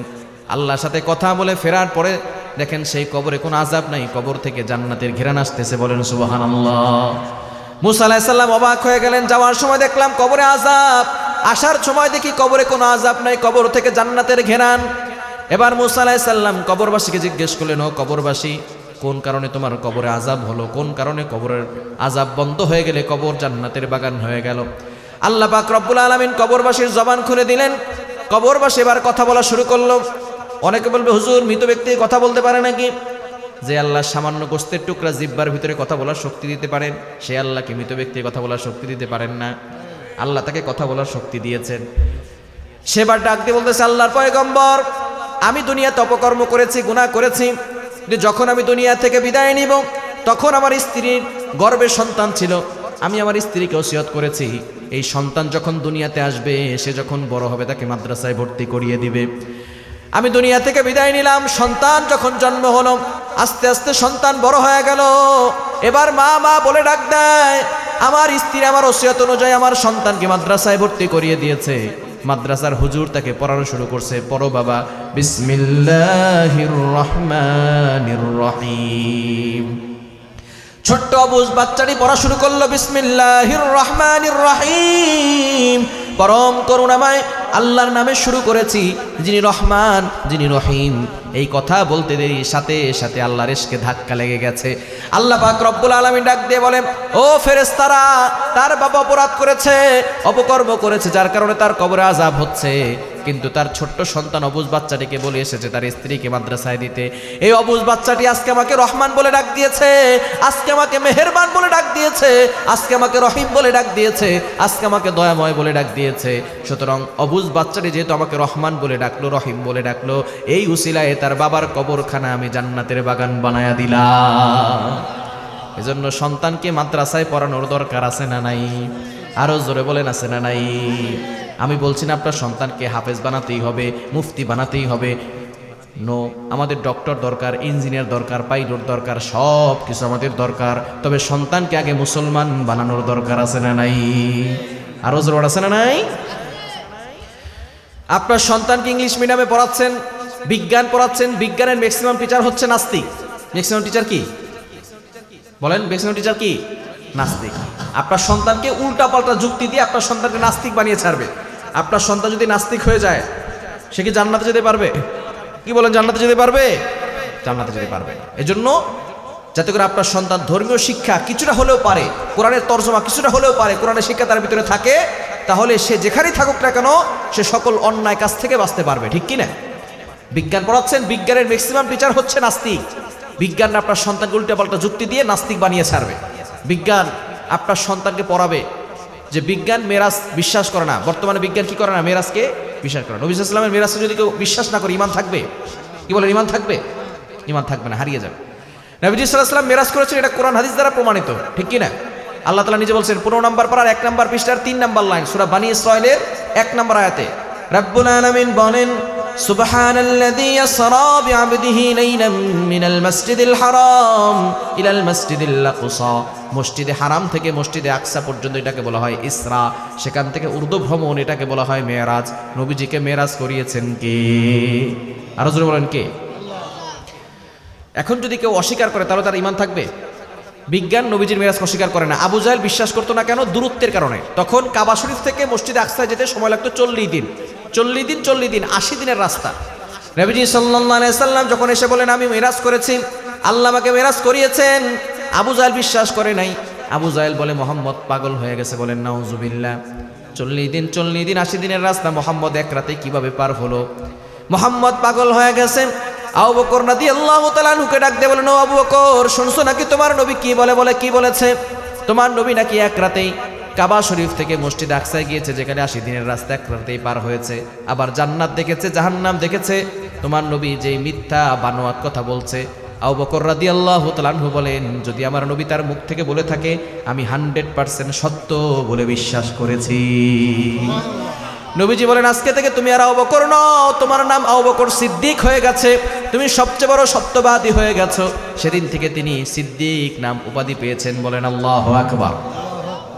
তাহলে আবু জাহেল বিশ্বাস করে না কেন? দূরত্বের কারণে। আর বর্তমান বিজ্ঞান বিশ্বাস করে না কেন? তারা আপনার সন্তানে পড়াবে সূর্যের তাপমাত্রা হচ্ছে 1,40,00,000 ডিগ্রি সেলসিয়াসের তাপমাত্রা, আর দুনিয়ার আগুনের তাপমাত্রা হচ্ছে 1600 ডিগ্রি সেলসিয়াসের তাপমাত্রা। বুঝতে পারতেছেন? এই 1600 ডিগ্রি সেলসিয়াসের তাপমাত্রায় লোহা মোমের মতো গলে যায়। বিজ্ঞান আপনার সন্তানকে বলবে মাত্র 1600 ডিগ্রি সেলসিয়াসের তাপমাত্রায় যদি লোহা মোমের মতো গলে যায়, তাহলে সূর্যের 1,40,00,000 ডিগ্রি সেলসিয়াসের তাপমাত্রা ভেদ করে তোমার নবী যে কিভাবে মেরাজ করেছে, তোমার নবী পুড়ে যায় নাই কেন? তোমার নবী জ্বলে যায় নাই কেন? সুতরাং নবীজি মেরাজ করে নাই। বলেন নাউজুবিল্লাহ। আবার তারা বলবে মাউন্ট এভারেস্ট 29,000 ফিট উচ্চতা। গুগলে সার্চ করবেন মাউন্ট এভারেস্ট লিখে, দেখবেন 29,000 ফিট উচ্চতা আছে। মাউন্ট এভারেস্ট যারা বিজয় করেছে সেখানে মধ্যাকর্ষণ শক্তির কারণে অক্সিজেন পাওয়া যায় না।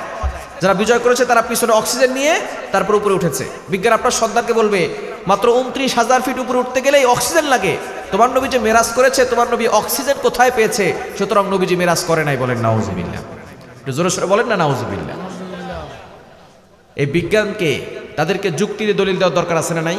কেন? তারা কোরআনের কোনো আয়াত মানে না, আল্লাহর কথা তারা বিশ্বাস করে না। তাদেরকে যুক্তি দিয়ে দলিল দিতে হবে। বলেন তো, সূর্য কার কথা শোনে? আগুন কার কথা শোনে? পানি কার কথা শোনে? ইব্রাহিম আলাইহিস সালামকে যখন নমরুদ আগুনে নিক্ষেপ করলো, আগুন মানুষকে জ্বালিয়ে দেয়। 40 দিন পর্যন্ত ইব্রাহিম আলাইহিস সালাম আগুনে ছিল, একটা পশম আগুন ইব্রাহিম আলাইহিস সালামে জ্বালাতে পারে নাই। ঠিক কিনা? আল্লাহ পাক রব্বুল আলামিন সরাসরি আগুনকে অর্ডার করেছিলেন, কুলনা ইয়া নারু কুনি বারদাও ওয়া সালামান আলা ইব্রাহিম, হে আগুন আমার ইব্রাহিমের জন্য শীতলময় ঠান্ডা হয়ে যাও। আগুন মানুষকে জ্বালিয়ে দেয়। ইব্রাহিম আলাইহিস সালাম একটা পশম জ্বালাতে পেরেছে? বোঝা গেল আগুন কার কথা শোনে। ইব্রাহিম আলাইহিস সালাম যখন বৃদ্ধ হয়ে গিয়েছেন, নাতিরা তাকে জিজ্ঞেস করেছেন, ও দাদা, আপনি তো অনেক পরীক্ষা দিয়েছেন, কোথায় সবচেয়ে বেশি সুখ করেছেন? ইব্রাহিম আলাইহিস সালাম বলেন, নমরুদ আমাকে যে 40 দিন আগুনে নিক্ষেপ করেছিল, ওই 40 দিন দুনিয়াতেই আমি জান্নাতের সুখ পেয়ে গেছি। বোঝা গেল আগুন কার কথা শোনে, পানি কার কথা শোনে। মূসা আলাইহিস সালাম যখন সাগরের কিনারে চলে গেল, পিছনে ফেরাউনের সৈন্যবাহিনী। এমন সময় মূসা আলাইহিস সালাম মুজিজার লাঠি দিয়ে পানিতে আঘাত করলো, সাথে সাথে সাগরের মাঝখানে যিনি রাস্তা তৈরি করে দিয়েছেন তিনি কে? মূসা আলাইহিস সালাম রাস্তা পার হয়ে চলে গেছে, ফেরাউন সেই সাগরে ডুবে মরেছে। বোঝা গেল পানি শোনে কার কথা? তাহলে সূর্য শুনবে কার কথা?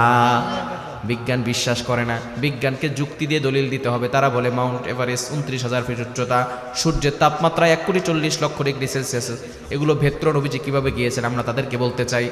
বর্তমানে ওয়াটারপ্রুফ জ্যাকেট আগে থেকে বের করা হয়েছে। ওয়াটারপ্রুফ জ্যাকেট পোশাক, যেই পোশাক পরে পানিতে ঝাঁপ দিলে পানি শরীরে স্পর্শ করে।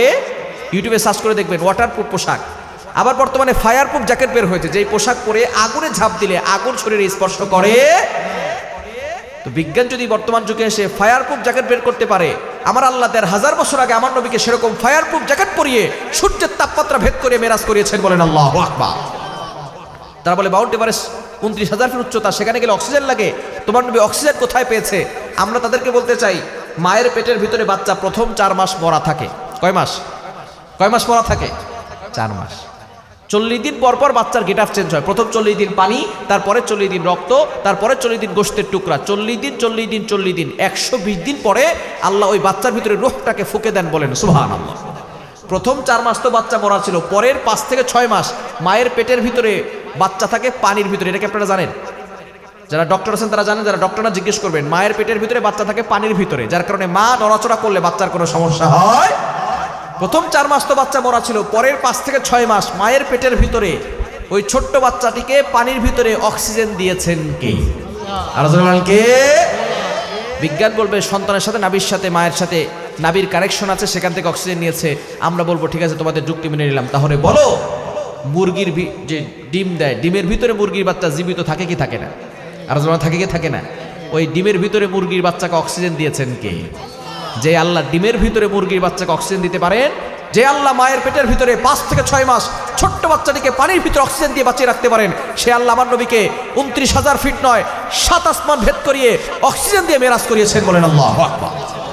এজন্য সন্তানদেরকে এই কোরআনের শিক্ষা দেওয়া দরকার আছে না নাই? ধর্মীয় শিক্ষা দেওয়া দরকার আছে না নাই? দিতে পারবো তো ইনশাআল্লাহ? ধর্মীয় শিক্ষা দেওয়া যাবে তো ইনশাআল্লাহ? সন্তানকে ধর্মীয় শিক্ষা দিবেন, সন্তানকে কোরআনের শিক্ষা দিবেন, তাহলে সন্তান আদর্শ সন্তান হবে এবং সন্তান আপনার বিপদে কাজে দিবে, যে সন্তান আপনার জন্য দোয়া করবে। এজন্য 3 নাম্বার, সন্তানকে কোরআনের তর্জমা শিখাবেন। কোরআনের তর্জমা যদি সন্তান পারে, তাহলে এই সন্তান হারাম কাজ থেকে বাঁচতে পারবে। কারণ সন্তান যদি হালাল হারাম না জানে, পাক না পাক না জানে, অজু গোসল না জানে, এই সন্তান জাহান্নাম থেকে বাঁচতে পারবে না। জাহান্নাম থেকে বাঁচতে না পারলে আল্লাহর কাঠগড়ায় আপনাকেও জবাবদিহি করতে হবে, ঠিক কি না? ওমর রাদিয়াল্লাহু তাআলা আনহুর জামানায় একবার এক লোক তার সন্তান নিয়ে আসছে, ইয়া আমিরুল মুমিনিন খলিফাতুল মুসলিমিন, আমার সন্তান আমার কত কথা শোনে না। ওমর রাদিয়াল্লাহু তাআলা আনহু ছোট্ট সন্তানের বাচ্চার মাথায় হাত দিয়ে বলে, বাবা সন্তান, তুমি তোমার বাবার কথা শোনো না কেন? এবার সন্তান বলতেছে, আমিরুল মুমিনিন খলিফাতুল মুসলিমিন, শুধু কি সন্তানের দায়িত্ব, পিতামাতার কোনো দায়িত্ব নাই? বলে, হ্যাঁ পিতামাতার দায়িত্ব আছে। কি কি দায়িত্ব? ওমর রাদিয়াল্লাহু তাআলা আনহু বলেন, পিতামাতার 1 নাম্বার দায়িত্ব হচ্ছে সন্তান জন্মগ্রহণ করলেই তার সুন্দর একটা ইসলামিক নাম রাখবে এবং তাকে আদর্শ মা উপহার দিবে। 3 নাম্বার, তাকে ধর্মীয় শিক্ষা দিবে, কোরআনের শিক্ষা দিবে। এবার সন্তান বলতেছে, আমিরুল মুমিনিন খলিফাতুল মুসলিমিন, আমার বাবা এই 3টা দায়িত্বের একটা দায়িত্ব পালন করে নাই। 1 নাম্বার, আমাকে এমন একটা নাম রেখেছে যেই নাম আমি মানুষের কাছে লজ্জায় বলতে পারি না। 2 নাম্বার, আমাকে এমন একটা মা উপহার দিয়েছে যেই মা ছিল নর্তকী, গান বাজনা করে বেড়াতো, এমন একটা মেয়েকে দিয়ে বিয়ে করে নিয়ে আসছে, এমন মা আমাকে আদর্শ শিক্ষা দিতে পারে না। 3 নাম্বার, আমাকে ধর্মীয় শিক্ষা দেয় নাই, কোরআনের শিক্ষা দেয় নাই। ওমর রাদিয়াল্লাহু তাআলা আনহু সন্তানকে সরিয়ে দিয়ে বাবার কলার ধরে বলে, বিচার সন্তানের পরে হবে, বিচার আগে হবে তোমার। তুমি তোমার সন্তানকে যেই দায়িত্বগুলো আছে কেন পালন করো নাই? ঠিক তদ্রুপভাবে কিয়ামতের ময়দানে যেই সকল বাবারা নামাজ পড়েছেন, হজ করেছেন, যাকাত দিয়েছেন, সন্তানকে সঠিক শিক্ষা দেন নাই, কোরআনের শিক্ষা দেন নাই, সন্তান নামাজ পড়তে পারে নাই, সন্তান যদি জাহান্নামে যায়, আল্লাহ পাক রব্বুল আলামিন সন্তানকে জাহান্নামে দেওয়ার আগে বাবার কলার ধরে বলবে, তুমি তোমার সন্তানকে জাহান্নামে কেন পাঠাইলা? আজকে তুমি নামাজ পড়েও রোজা রেখেও জান্নাতে নয়, তোমাকেও জাহান্নামে যেতে হবে, ঠিক কি না? এজন্য সন্তানদেরকেও সঠিক শিক্ষা দেওয়ার দরকার আছে না নাই? আরো জোর আছে না নাই? নিজেও কোরআনের তর্জমা পড়বেন, সন্তানকেও কোরআনের তর্জমা পড়াবেন। যারাই কোরআন পড়বে তাদের মর্যাদা বাড়াবে কে? 4 নাম্বার, কোরআনকে সম্মান করবেন, রেসপেক্ট করবেন। কারণ কোরআনের সাথে যারা সম্পর্ক করবে তাদের সম্মান বাড়াবে কে? কোরআন যদি কাপড়ের সাথে লাগে, কাপড়ের সম্মান বাড়ায় কে? কোরআন যদি টেবিলের সাথে লাগে, টেবিলের মর্যাদা বাড়ায় কে? কোরআন যদি মানুষের সাথে লাগে, মানুষের মর্যাদা কি বাড়ে না? সুতরাং কোরআনের সাথে সম্পর্ক তৈরি করবেন, কোরআনকে সম্মান করবেন, রেসপেক্ট করবেন, দেখবেন আল্লাহ আপনার সম্মানটাকে বাড়িয়ে দেবেন। ওমর রাদিয়াল্লাহু তাআলা আনহু কত বড় সন্ত্রাস ছিল একটু চিন্তা করে দেখেন। ওমর রাদিয়াল্লাহু তাআলা আনহু যখন ইসলাম ধর্ম গ্রহণ করে নেয়, তার মতো বড় সন্ত্রাস আর কেউ ছিল না। এক্সাম্পল দিলে সুন্দর বুঝতে পারবেন। এখানে 4 জন যুবক বসা আছে, একটা হুজুর রাস্তা দিয়ে হেরে যাচ্ছে। এমন সময় একজন বলতেছে, হুজুরের পাঞ্জাবিটা খুলে কে আনতে পারবে? একজন দাঁড়ায় বলতেছে, ভাই হুজুরদের সাথে বেয়াদবি করা যাবে না, কেন হুজুরদের সাথে বেয়াদবি করলে আল্লাহ কিন্তু নগদে শাস্তি দেয়, ঠিক কিনা? আর একজন বলতেছে, খবরদার, মদ খাইতে পারি, গাঁজা খাইতে পারি, কিন্তু হুজুরের জামা খুলে আনতে পারবো না। আর একজন বলতেছে, কি বলিস বেটা, হুজুরদেরকে তো কেউ দেখতেই পারে না, সরকারও যে কোনো সময় হুজুরদেরকে জেলখানায় ঢুকায়, জামা আনতে খুলে কি লাগবে? বলেন তো এই 4 জনের ভিতরে সবচেয়ে খারাপ কে? বুঝেন নাই? একজন অফার দিছে, 2 জন নিষেধ করে দিছে। একজন বলতেছে যে আমি জামা খুলে আনতে পারবো, পুরস্কার রেডি করো। জামা খুলতে কোনো সমস্যা হবে না। বলেন তো খারাপ সবচেয়ে কে? যে জামা খুলে নিয়ে আসবে, ঠিক কি না? আবু জাহল অফার করেছে মোহাম্মদের মাথা আনতে পারবে কে? উতবা বলে 1000বার মাফ চাই, আব্দুল্লাহর ছেলে মোহাম্মদ এতিম হতে পারে, কিন্তু সে যেটাই বলে সেটাই সত্য হয়ে যায়, আমি মোহাম্মদের মাথা আনতে পারবো না। সাইবা বলে আমি 1000-9,00,000 বার মাফ চাই, আব্দুল্লাহর ছেলে মোহাম্মদ যেটাই বলে সেটাই সত্য হয়, আমি মরে গেলেও তার মাথা আনার জন্য যাব না। আবু জাহল অফার করেছে 100টা লাল উট দিবে, কেউ রাজি হয় না। ওমর রাদিয়াল্লাহু তাআলা আনহু তখনও মুসলমান হন নাই। ওমর রাদিয়াল্লাহু তাআলা আনহু বললেন তরবারি রেডি করেন, পুরস্কার রেডি করেন। আব্দুল্লাহ দুনিয়াতে বেঁচে নাই, আব্দুল্লাহর ছেলে মোহাম্মদ এতিম, তাকে আনার জন্য, তার গর্দান আনার জন্য আমার সময় লাগবে না, আপনি পুরস্কার রেডি করেন। বোঝা গেল এই 4 জনের ভিতরে সবচেয়ে বড় সন্ত্রাস ছিল হযরত ওমর, ঠিক কিনা? এই ওমর যখন কোরআনের সাথে লেগেছে, কোরআনের সাথে সম্পর্ক তৈরি হয়েছে, কোরআনের সাথে ভালোবাসা বৃদ্ধি পেয়েছে, আল্লাহ পাক রব্বুল আলামিন তার সম্মান এতটা বাড়িয়ে দিয়েছেন, দুনিয়াতেই তাকে জান্নাতের গ্যারান্টি দিয়েছে।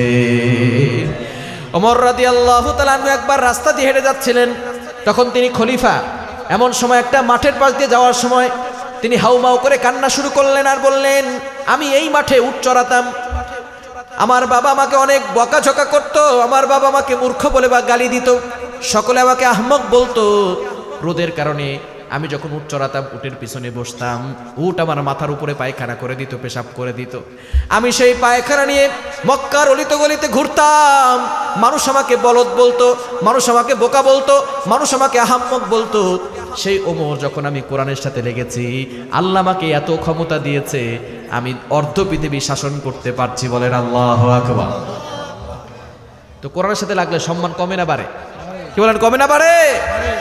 অনেক সন্ত্রাসী কোরআনের সাথে সম্পর্ক করে তারা আল্লাহর ওলি হয়ে গেছে, ঠিক কি না? অনেক মদখোর, অনেক বড় জেনাকারী, অনেক বড় ব্যভিচারকারী, যারা কোরআনের সাথে সম্পর্ক করে আল্লাহর ওলি হয়ে গিয়েছেন, তারা দুনিয়া থেকে জান্নাতের গ্যারান্টি পেয়েছেন, ঠিক কি না? ওমর রাদিয়াল্লাহু তাআলা আনহুর নামে আল্লাহ পাক রব্বুল আলামিন জান্নাতের গ্যারান্টি দিয়েছেন। একবার নবীজি সাল্লাল্লাহু আলাইহি সাল্লাম মেরাজে গেলেন, যাওয়ার পরে তিনি দেখেন সেখানে সুন্দর একটা প্রাসাদ নির্মাণ করা হয়েছে। এবার নবীজি সাল্লাল্লাহু আলাইহি সাল্লাম মনে করেছেন এত সুন্দর প্রাসাদ মনে হয় আমার জন্য তৈরি করা হয়েছে। নবীজি সাল্লাল্লাহু আলাইহি সাল্লাম যখন প্রাসাদে ঢুকবেন, এমন সময় জিবরাইল সাল্লাম বলেন, ইয়া রাসূলুল্লাহ, ইয়া হাবিবাল্লাহ, এই প্রাসাদ আল্লাহ তাআলা একজন আরবের জন্য তৈরি করেছে। নবীজি বলেন, আনা আরবি, আমি তো আরবি। জিবরাইল সাল্লাম বলেন, ইয়া রাসূলুল্লাহ, ইয়া হাবিবাল্লাহ, এই প্রাসাদটা একজন কুরাইশের জন্য তৈরি করা হয়েছে। নবীজি বলেন, আনা কুরাইশুন, আমি তো কুরাইশি। এবার জিবরাইল সাল্লাম বলেন, ইয়া রাসূলুল্লাহ, ইয়া হাবিবাল্লাহ, একজন যুবকের জন্য তৈরি করা হয়েছে। নবীজি বললেন, আনা শাবাবুন, আমি তো যুবক। তোমরা কি জানো না এই প্রাসাদ আল্লাহ কার জন্য তৈরি করেছে? জিবরাইল সাল্লাম ডাক দিয়ে বলে, ইয়া রাসূলুল্লাহ, ইয়া হাবিবাল্লাহ, শুধু আমি নয়, আল্লাহ যেদিন এই প্রাসাদ নির্মাণ করেছেন, শুধু আমাকে নয়, আসমানের যত ফেরেশতা আছে সকল ফেরেশতাদেরকে ঘোষণা দিয়েছেন এই প্রাসাদ আল্লাহ ওমরের জন্য তৈরি করেছে, বলেন সুবহানাল্লাহ। বোঝা গেল কোরআনের সাথে সম্পর্ক থাকলে সম্মান কমে না বাড়ে? আরো যেমন কমে না বাড়ে?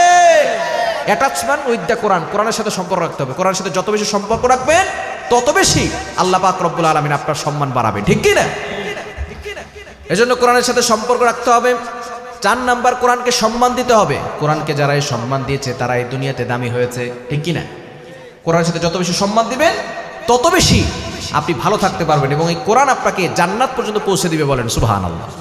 জান্নাতে যাওয়ার দরকার আছে না নাই? আরো জোরে বলেন, আছে না নাই? কিন্তু আমরা জান্নাতে যেতে চাই, জান্নাতে যাওয়ার কাজ করতে চাই না, ঠিক কি না? জান্নাত আল্লাহ সহজ করে দিয়েছেন, এক্সাম্পল দিলে সুন্দর বুঝতে পারবেন। আজকে যারা এশার নামাজ পড়ার জন্য মসজিদে গিয়েছেন, নামাজ পড়তে কি ইমাম সাহেবকে 50 টাকা জরিমানা দিয়েছেন, 100 টাকা সভাপতি সাহেবকে জরিমানা দিয়েছেন। পৃথিবীর যে কোনো মসজিদে যাবেন, নামাজ পড়তে কি টাকা লাগবে? বোঝা গেল ফ্রিতে মসজিদে ঢুকে নামাজ পড়ে, জামাতে নামাজ পড়ে আপনি জান্নাতে যেতে পারেন, কোনো সমস্যা। কিন্তু সিনেমা হলে যেতে টাকা লাগে কি লাগে না? ওয়াইফাই বিল আছে না নাই? ডিশের বিল আছে না নাই? মদ খাইতে টাকা লাগে কি লাগে না? গাঞ্জা খাইতে টাকা লাগে কি লাগে না? মুসলমান ফ্রিতে মসজিদে ঢুকে জান্নাতে যেতে চায় না, তবে টাকা দিয়ে জাহান্নামে যেতে চায়।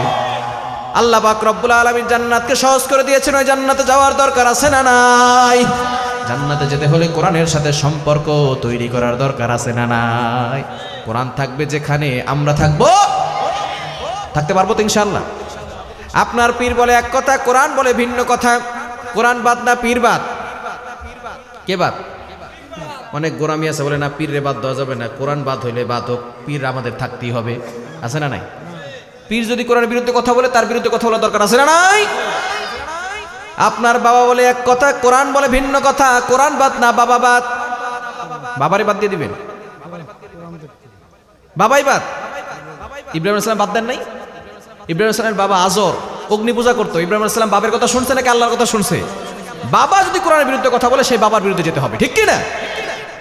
আপনার নেতা বলে এক কথা, কোরআন বলে ভিন্ন কথা, কোরআন বাদ না নেতাবাদ। যেই নেতা কোরআনের বিরুদ্ধে কথা বলবে সেই নেতা আমরা মানতে চাই না, ঠিক কি না? এজন্য কোরআনওয়ালা নেতা দেখেন। আমরা মসজিদের ইমাম সাহেব নিয়োগ দেওয়ার জন্য দেখি হুজুরের দাড়ি ঠিক আছে কিনা, হুজুরের জুব্বাটা ঠিক আছে কিনা, হুজুরের বউ পর্দা করে কিনা, হুজুর সুদ খায় কিনা, হুজুর ঘুষ খায় কিনা, হুজুর অন্যায়ভাবে মানুষের আত্মসাৎ করে খায় কিনা, এগুলো সবকিছু আমরা দেখি, ঠিক কিনা?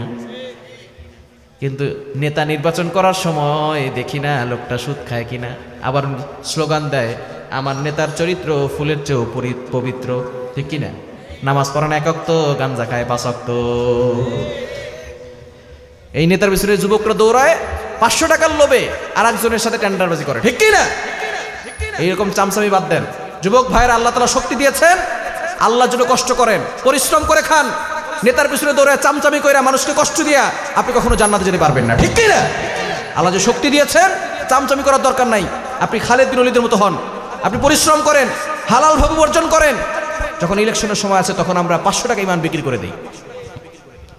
কোরবানির সময় আসলে ছাগলের দাম 10,000 টাকা হয়, এটা ছাগলের দাম 10,000 টাকা হয়, কিন্তু আমরা 500 টাকার বিনিময়ে, এটা চায়ের বিনিময়ে ইমানকে বিক্রি করে দেয়। এরকম লোক আছে না নাই?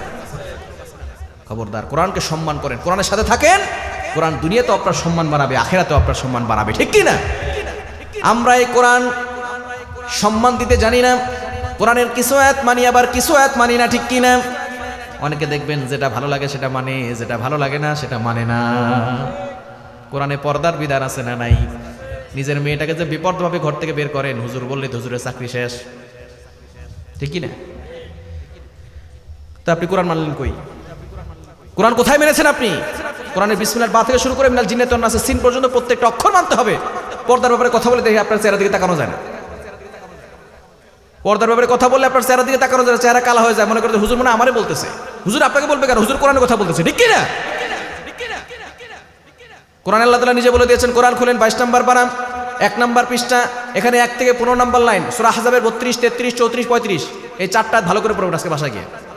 সূরা আহজাবের 32, 33, 34, 35। কোরআন শুধু হুজুরদের জন্য না, শুধু ইমাম সাহেবদের জন্য না, কোরআন সবার জন্য। বাসায় গিয়ে পড়বেন আল্লাহ তাআলা এখানে কি বলছেন।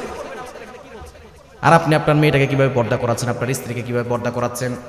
যেই সকল পুরুষরা তার স্ত্রীকে সঠিকভাবে পর্দায় রাখবে না, মেয়েটাকে সঠিকভাবে পর্দায় রাখবে না, তার আত্মীয় স্বজন যারা আছে, পার্শ্ববর্তী যে সমস্ত লোকের দায়িত্ব তার ভিতরে আছে, তাদেরকে পর্দায় যদি না রাখে, এই লোকটা হবে দাইয়ুস। দাইয়ুস লোক কখনো জান্নাতে যাবে না, will go to hell fire, সে জাহান্নামে চলে যাবে, ঠিক কি না? এজন্য পর্দার বিষয়ে কথা বললে বলে হুজুর মানে আমাকে বলতেছে, আপনাকে না, হুজুর কোরআনের কথা বলে, ঠিক কি না? সূরা আহজাবের 35 নম্বর আয়াত, এখানে আল্লাহ পাক রব্বুল আলামিন জানিয়ে দিয়েছেন, ভালো করে বুঝেন। সূরা আহজাবের কত নম্বর আয়াত? 35। এই 35 নম্বর আয়াতের শানে নুজুল আছে, একটা ব্যাকগ্রাউন্ড আছে, প্রেক্ষাপট আছে। এখানে আল্লাহ তাআলা ইন্নাল মুসলিমিনা ওয়াল মুসলিমাত ওয়াল মুমিনিনা ওয়াল মুমিনাত, প্রায় মুমিন এবং নারীদেরকে নিয়ে, মুমিন পুরুষ মুমিন নারীদেরকে নিয়ে আল্লাহ তাআলা 10টা কথা বলেছেন। কেন বলেছেন ভালো করে বুঝেন। একটা নারীদের প্রশ্নের কারণে আয়াতটা নাজিল হয়েছে। নারীরা একবার নবী সাল্লাল্লাহু আলাইহি ওয়াসাল্লামের কাছে এসে বলতেছেন, ইয়া রাসূলুল্লাহ, ইয়া হাবিবাল্লাহ, যখনই কোনো আয়াত নাজিল হয় তখনই পুরুষদেরকে সম্বোধন করে আয়াত নাজিল করেন আল্লাহ। যেমন ধরেন আকিমুস সালাহ, আকিমু শব্দটা হচ্ছে পুরুষ লিঙ্গ শব্দ। কিছু ব্যাকরণ আছে দেখবেন, যুবকের জন্য পুরুষের জন্য ব্যবহার হয়, কিছু ব্যাকরণ আছে নারীদের জন্য ব্যবহার হয়, কিছু শব্দ আছে প্রত্যেকটা ভাষায়। যেমন বাংলা ভাষায় যুবক যুবতী, যুবক পুরুষের জন্য, যুবতী নারীদের জন্য। তারপরে ইংরেজিতে হি শব্দ আর সি শব্দ, হি শব্দ হচ্ছে পুরুষের জন্য, আর সি শব্দ কিসের জন্য? নারীদের জন্য। আবার আরবিতে কিছু শব্দ আছে ব্যাকরণের ক্ষেত্রে, মুসলিমুন, মুসলিমাত, এই দুইটা শব্দ একটা পুরুষের জন্য, একটা নারীর জন্য। তো যেখানে আল্লাহ পাক রব্বুল আলামিন পুরুষদেরকে সম্বোধন করে আয়াত নাজিল করেছেন, সেখানে আল্লাহ পাক রব্বুল আলামিন নারীদেরকে অন্তর্ভুক্ত করে দিয়েছেন। যেমন আকিমুস সালাহ, এস্টাবলিশ প্রেয়ার, নামাজ কায়েম করো। নামাজ শুধু পুরুষরা পড়বে নাকি নারীরাও পড়বে? তো বোঝা গেল আল্লাহ তাআলা পুরুষদের সম্বোধন করে আয়াত নাজিল করে নারীদেরকে তার অন্তর্ভুক্ত করে দেন। এই জন্য নারীরা প্রশ্ন করেছেন, ইয়া রাসূলুল্লাহ, আল্লাহ শুধু পুরুষদেরকে সম্বোধন করে আয়াত নাজিল করেন, আমাদেরকে তো সম্বোধন করে আয়াত নাজিল করেন না। আল্লাহকে পুরুষদেরকে বেশি ভালোবাসেন আর আমাদেরকে কম ভালোবাসেন? প্রশ্ন বুঝছেন? আল্লাহ পাক রব্বুল আলামিন নারীদেরকে সদস্য করার জন্য এই আয়াত নাজিল করেছেন, আর নারীদেরকে বোঝাতে চেয়েছেন আমি আল্লাহ তাআলা পুরুষদেরকে সম্বোধন করে আয়াত নাজিল করি, এই জন্য পুরুষদেরকে বেশি ভালোবাসি বিষয়টা এমন নয়। আমি আল্লাহ তাআলা বুঝাতে চেয়েছি নারীরা যেভাবে পর্দায় থাকার জিনিস, নারীদের জন্য যে শব্দ ব্যবহার হয় এটাও পর্দায় রাখার জিনিস। বুঝেন নাই? আপনি নারীদের জন্য যে শব্দ ব্যবহার করবেন এটাও পর্দায় রাখতে হবে। আল্লাহ তাআলা সূরা আহজাবের 35 নম্বর আয়াতে এটা বোঝাতে চেয়েছেন। সূরা আহজাবের 32 নম্বর আয়াতে বোঝাতে চেয়েছেন নারীরা যেভাবে পর্দায় থাকবে নারীদের জন্য যে কণ্ঠ আছে সেটাও পর্দায় রাখতে হবে। সূরা আহজাবের 35 নম্বর আয়াত দ্বারা যেভাবে তারা পর্দায় থাকবে শব্দ পর্দায় রাখতে হবে। যেমন আপনার মেয়ের নাম ফাতেমা, আপনার মেয়ের নাম কুলসুম, আপনার মেয়ের নাম রুকাইয়া, এই নামগুলো পর্দায় রাখার জিনিস। এরপরে তাদের কণ্ঠ পর্দায় রাখার জিনিস। এবং আল্লাহ পাক রব্বুল আলামিন 22 নম্বর পারার 1 নম্বর পৃষ্ঠার 5 নম্বর লাইন সূরা আহজাবের 33 নম্বর আয়াতে বলছেন ওয়াকরনা ফি বুয়ুতিকুন্না ওয়ালা তাবাররাজনা তাবাররুজাল জাহিলিয়াতিল উলা, ইউ স্টেট হোম, তোমরা ঘরে অবস্থান করো, তোমরা জাহিলি যুগের নারীদের মতো বেপরদাভাবে ঘর থেকে বের হবে। সুতরাং পর্দা করার দরকার আছে না নাই? আরো জোরে বলেন আছে না নাই? আপনার সন্তানকে পর্দায় রাখার দরকার আছে না নাই? এজন্য একটা সন্তান ছেলে হোক মেয়ে হোক মাদ্রাসায় পড়াবেন, যার কারণে ঘরের ভিতরে এখন পর্দা নাই। ঘরের ভিতরে পর্দা নাই, আপনার মেয়ে ঠিকই বাইরে পর্দা করে যাচ্ছে কিন্তু ঘরের ভিতরে কোনো কোনো পর্দা নাই। আপনার মেয়ের ফুফুতো ভাই আসছে, খালাতো ভাই আসছে, মামাতো ভাই আসছে, আর আপনি বলতেছেন আমার বোনের ছেলে, সমস্যা নাই তো। ওই বোনের ছেলেটা আপনার মেয়েটাকে দর্শন করে দিয়ে যাবে। ফুফুতো বোনে ভাগায় নিয়ে যায় না? মনে করছে বানায় বানায় বলতেছে, ভাগায় নিয়ে যায় না চাস্তো ভাই চাস্তো বোন রে? তো তাদের সাথে কিসের ভাই বোনের সম্পর্ক? বলে আমার বোনের ছেলে কি করবে আমার মেয়ের সাথে? এরা তো ভাই বোন। কিসের ভাই বোন? চাস্তো ভাই ফুফুতো ভাই বিয়ে করা যায় না? কিসের ভাই বোন মারাচ্ছেন আপনি এখানে? ঘরের ভিতরে কি পর্দা করেন? ঘরের ভিতরে পর্দা ঢুকান। দেবর ভাইয়ের সাথে সম্পর্ক মৃত্যুর মতো সম্পর্ক। আর কিছু শাশুড়িরা বলে আমার ছোট ছেলের সাথে দেখা করলে কি সমস্যা?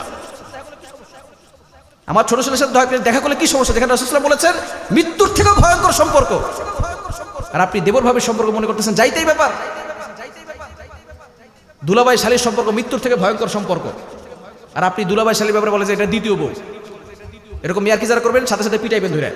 ওমর রাদিয়াল্লাহু থাকলে সাথে সাথে পিটাইতো, একেবারে উল্টা লটকে পিটাইতো, বলে দ্বিতীয় বউ। এটা ফাইজলামি শুরু করছেন। দ্বিতীয় বউ বলতে বলতে শালীর সাথে অপকর্ম করে পরে বউ তালাক হয়ে যাওয়া। এই ঘরের ভিতরে পর্দা ঢুকার আগে যদি আপনার ঘরের ভিতরে একটা মেয়ে যদি ধর্মীয় শিক্ষায় শিক্ষিত না হয়, মাদ্রাসায় না পড়ে, আল্লাহর কসম করে বলি ওই ঘরের ভিতরে সঠিকভাবে পর্দা হবে না। আমি বিয়ে করতে গিয়েছি, আমার বাবাকেও দেখাই না, শুধু আমার বোন দেখছে আর আমার মা দেখছে। বিয়ে করার পরে শুধুমাত্র আমার বাবা দেখছে আমার বউকে, এছাড়া আজ পর্যন্ত আমার আপন ভাইও দেখে নাই। কথা বলার সুযোগ নাই, সালাম পর্যন্ত দিতে পারবে না। কিসের কথা সালাম দিবে? প্রেম ভালোবাসা আমার সাথে করবে, আমার ভাইয়ের সাথে আবার কিসের কথা বলবে? এইভাবে পর্দা করাবেন, এইভাবে, তাহলে সে পর্দা হবে। কিসের পর্দা করান আপনি? দায়ুস হয়ে জাহান্নামে যাবেন। আমার আপন চাচার সাথে পর্যন্ত দেখা করতে দেয় নাই, কথাও বলতে দেয় নাই, কিসের কথা বলবে? আমার স্ত্রী যদি আমাকে সন্তুষ্ট করতে পারে সে জান্নাতি। 8টা জান্নাত আল্লাহ তাআলা খুলে দিবে। কাউকে খুশি করার দরকার নেই, আমার স্ত্রী শুধু আমাকে খুশি করবে সে জান্নাতে চলে যাবে। 8টা দরজা আল্লাহ খুলে দিবে। ফাতেমা রাদিয়াল্লাহু তাআলা যেদিন ইন্তেকাল করবেন তার আগের থেকেই আলী রাদিয়াল্লাহু তাআলাকে বলছেন আমার জানাজা পড়ানোর দরকার নাই, যদি আপনি পড়ান সেটা হবে। এছাড়া আমার কবর কোথায় যে থাকবে সেটা আপনিও রাতের বেলা শেষ করে দেবেন, যাতে করে কেউ আমার দেহ দেখে বুঝতে না পারে আমার দেহের গঠনটা কেমন ছিল। বলে জানাজা পড়াবে না? বলে দরকার নাই, আপনি যদি আমার স্বামী খুশি থাকেন কারো দোয়ার আমার দরকার নাই। আর আপনি ফাইজলামি শুরু করতে আসছেন। ছেলে বিয়ে করতে যায় 14 গোষ্ঠী দিয়ে দেখতে যায়, ওটা কি গরু পাইছেন নাকি আপনি? আপনার মেয়েটা কি গরু হয়েছে? ঘটককে একবার ছবি দেখায়, অমুকটা ছবি দেখায়, অমুকটা ছবি দেখায়। মেয়েটা চাইলেও পর্দা করতে পারে না। মেয়েটা পর্দা করতে চায়, চাইলেও পারে না। অনেক ছেলে বিয়ে করে নিয়ে আসার পরে মেয়েটা পর্দাশীল থাকতে চায়, কিন্তু শাশুড়ি বলে মা একটু যাও, নাস্তা দিয়ে আসলে কি হবে? ওই শাশুড়ি যদি আপনি শ্বশুর হন দরকার শাসন করবেন, পিটাবেন, শাসন করবেন। একজন পর্দা সে যদি করতে না পারে, ইসলাম যদি সে মানতে না পারে, তাহলে ওই ঘরে এসে তো কোনো সুখ পাবে না সে। এই জন্য ঘরের ভিতরে পর্দা যতদিন পর্যন্ত না ঢুকবে, আল্লাহর কসম করে বলে ঘরের ভিতরে কখনো শান্তি আসবে। ছেলেরা বিয়ে করবেন, ছেলের পছন্দ হচ্ছে বড় পছন্দ। অনেক বাবা বলে আমার তো পছন্দ হয় নাই, তো বিয়ে কি আপনি সংসার করবেন? আপনি সংসার করবেন? সংসার করবে আপনার ছেলে পছন্দ হলে সে বিয়ে করবে। বলে আমার পছন্দ হয় না, তো তোমার পছন্দ কি? আমার পছন্দ হয় না। আপনি আপনার বলে বিয়ে পছন্দ করে বিয়ে করছেন না, তো সে পছন্দ করে বিয়ে করবে না। রাসূলুল্লাহ বলেছেন তুমি বিয়ে করবা তোমার পছন্দ অনুযায়ী দেখে তারপর বিয়ে করবা। সংসার যে করবে তাকে প্রায়োরিটি দিতে হবে, তার অধিকার আছে, সে পছন্দ করে তারপর বিয়ে করবে। এজন্য এগুলো খুব মানার দরকার। আমরা এগুলো মানি না, ঘরের ভিতরে পর্দা রাখি না। যার কারণে আপন বাবা তার মেয়ের সাথে অপকর্ম করতেছে। ইউটিউবে সার্চ করেন। আমরা যে বলি পর্দায় থাকতে হবে, পর্দায় থাকতে হবে, কেন থাকতে হবে জানেন? আপন বাবা তার মেয়েদের সাথে অপকর্ম করতেছে। সরাসরি এখন ইউটিউবে সার্চ করে দেখবেন অহরহ ঘটনা আসতেছে। আগে তো নেটের যুগ ছিল না, আমরা বলতেছি আপনার বুঝে নাই যে কি বলে হুজুর। এখন দেখেন ঘরে ঘরে অপকর্ম চলতেছে। আপন বাবা ইসলামিক জ্ঞান না থাকার কারণে, ধর্মীয় শিক্ষা না থাকার কারণে আপন বাবা তার মেয়ের সাথে অপকর্ম করতেছে। নাউজুবিল্লাহ। 2 দিন আগে আমার কাছে আসছে, ফোন আসছে, নতুন বিয়ে করছে, বিয়ে করার পরে যাকে বিয়ে করছে তার অন্য জায়গায় বিয়ে ছিল, সেই মেয়ের সাথে অপকর্ম করছে। মেয়ে ছিল ছোট, সে নিজের মেয়ে না। কোথায় যাচ্ছে আমাদের চিন্তা করছেন? কিয়ামত ছাড়াই গেছে, কিয়ামত আসতে আর বেশি দূরে নাই। এজন্য ঘরের ভিতরে পর্দা ঢুকান। আপনার মেয়েটাকে ধর্মীয় শিক্ষা দেন, কোরআনের শিক্ষা দেন। আপনার মেয়েটা তার চাচার সামনে, তার ভাইয়ের সামনে, তার বাবার সামনে কিভাবে যাবে সে ভালো করে বুঝে যখন সে মাদ্রাসায় পড়বে। মাদ্রাসায় না পড়লে সেটা কোশ্চিন কালো শেখা সম্ভব নয়। এজন্য সন্তানকে সঠিক শিক্ষা দিবেন, কোরআনের শিক্ষা দিবেন, তাহলে ঘরটা ইসলামিক ঘর হবে। ওই ঘরের ভিতরে আল্লাহ তাআলা শান্তি দিবেন। বর্তমানে পর্দা এমনভাবে আমাদের কাছ থেকে বিদায় নিয়েছে, পর্দার কথা বললে হুজুরদের উপরে রাগ হয়। হুজুরের উপরে রাগ হয়ে কোনো লাভ নাই আপনার, কারণ আল্লাহ তাআলা নিজে এটা বলে দিয়েছেন। নারীদের জন্য যে শব্দ ব্যবহার হয়, আপনার মেয়ের নাম ফাতেমা, এটাও বলা উচিত না। আলী রাদিয়াল্লাহু তাআলার গায়রত কি জানেন? একবার আলী রাদিয়াল্লাহু তাআলার সামনে এক ব্যক্তি এসে বলতেছে, তোমার বউ কেমন আছে? সাথে সাথে তরবারি খুলে বের করছে, বের করে বলতেছে, যদি আল্লাহর হুকুম থাকতো এখন তোর গর্দান উড়াই দিতাম। বেটা তুই বোর পরে জিজ্ঞেস করলি, যদি আল্লাহর যদি হুকুম থাকতো তোর গর্দান এখন উড়াই দিতাম। তুই আমার কথা জিজ্ঞেস করবি যে আমি কেমন আছে, আবার বোর ব্যাপার জিজ্ঞেস করলি কেন? গায়রত দেখেন, গায়রত। আর আপনি ল্যাংটা করে বোরে নিয়ে ঘুরতে যান, দেখায় আমার বউ সুন্দর, ফেসবুকে ছবি দেখে প্রতিদিন 4টা-5টা করে আমার বউ দেখেন, সবাই দেখেন আমার বউরে নিয়ে যান। বন্ধুরা আসে দেখে যায়, বউ আমি নতুন বিয়ে করছি দেখবি না, তাড়াতাড়ি আয় দেখে যা। পরে দেখে বন্ধু বউরে নিয়ে ভাগার বউ, মনে হয় বানায় বানায় বলতেছি না। আল্লাহ সকলকে সঠিক বুঝ দান করেন, সকলে বলেন আমিন, আরো জোরে বলেন আমিন। কোরআনের কথা আপনার কলিজায় লাগতে হবে। যদি কোরআনে না লাগে, কলিজায় যদি না লাগে, আপনি পরিবর্তন হবেন না। এজন্য পর্দা সঠিকভাবে করতে পারবো তো ইনশাআল্লাহ? আপনার মেয়েটা এমনভাবে পর্দা হওয়া উচিত ছিল, সে রাস্তা থেকে বের হলে সে 60 বছরের বৃদ্ধা নাকি 30 বছরের মহিলা নাকি সে 16 বছরের যুবতী এটা বুঝতে পারবে না, কিন্তু সে এমন একটা টাইট ফিট বোরকা পরেছে, এমন নকশাযুক্ত বোরকা পরেছে, ছেলেরা তার দিকে তাকাতো না, বোরকের কারণে আরো বেশি করে তাকায়। ঠিক কি না? অনেক হাজী সাহেব আছে, হজ করে আসছে, মেয়েটা টিকটক করতে করতে ভাইরাল হয়ে গেছে, বাবার খবরও নাই, আছে না নাই? খবরদার। এজন্য এখান থেকে আমাদেরকে দূরে সরে আসতে হবে, পর্দা ঘরের ভিতরে আনতে হবে। আল্লাহ তাআলা নারীদেরকে সম্মান দিয়েছেন, পুরুষদের থেকে আল্লাহ তাআলা বেশি সম্মান দিয়েছেন। বলেন তো, কোনো বাবার পায়ের নিচে সন্তানের জান্নাত, এরকম কোন হাদিস কি পড়েছেন? তবে আল জান্নাতু তাহতা কুদামিল উম্মাহাত, মায়ের পায়ের নিচে সন্তানের জান্নাত আছে না নাই? কোন হাদিস কি পড়েছেন কারো একটা ছেলে সন্তান হলে একটা জান্নাতের মালিক? কিন্তু নবীজি সাল্লাল্লাহু আলাইহি সাল্লাম বলেছেন কারো একটা কন্যা সন্তান হলে একটা জান্নাতের মালিক, 2টা কন্যা সন্তান হলে 2টা জান্নাতের মালিক, 3টা কন্যা সন্তান হলে 3টা জান্নাতের মালিক। যতগুলো কন্যা সন্তান হবে সঠিকভাবে যদি পর্দায় রাখে এবং সে সঠিক পথে চলে, আল্লাহ পাক রব্বুল আলামিন সেই কয়টা জান্নাতের মালিক তাকে বানায় দিবে। বলেন সুবহানাল্লাহ। তো নারীর সম্মান কম না বেশি? আজমান কম না বেশি? আর তারা বলে আমাদেরকে সমান অধিকার দিতে হবে, তাহলে দাঁড়ায় দাঁড়ায় পেশাব করো, কি করবা? আল্লাহ তাদেরকে দিয়েছেন অগ্রাধিকার, তারা বলে আমাদেরকে সমান অধিকার দিতে হবে। বাবার সম্পত্তি থেকে ছেলে পাবে 2 অংশ, মেয়ে পাবে কয় অংশ? বলে আমাদেরকে 2 ভাগ দেন। আমাদের কয় ভাগ দেন? 2 ভাগ দেন, তাহলে সে সমান সময় হবে। আল্লাহ পাক রব্বুল আলামিন বলে দিয়েছেন 4 নম্বর পারা 18 নম্বর পৃষ্ঠার 1 নম্বর লাইন সূরা নিসা, ইউসিকুমুল্লাহু ফি আওলাদিকুম লিয-যাকারি মিসলু হাজ্জিল উনসায়াইন। বাবার সম্পত্তি থেকে ছেলে পাবে 2 অংশ, মেয়ে পাবে কয় অংশ? এবার ভালো করে বুঝেন, ছেলের খরচের খাত কয়টা আছে? বালেগ হওয়ার পর থেকে নিয়ে যেই বাবারা তার সন্তানদেরকে খরচ দিচ্ছেন সেটা আপনারা ইহসান করতেছেন। বালেগ হওয়ার পরে বাবার আর কোনো দায়িত্ব নাই, সে নিজে ইনকাম করে খাবে। বুঝতে পারছেন?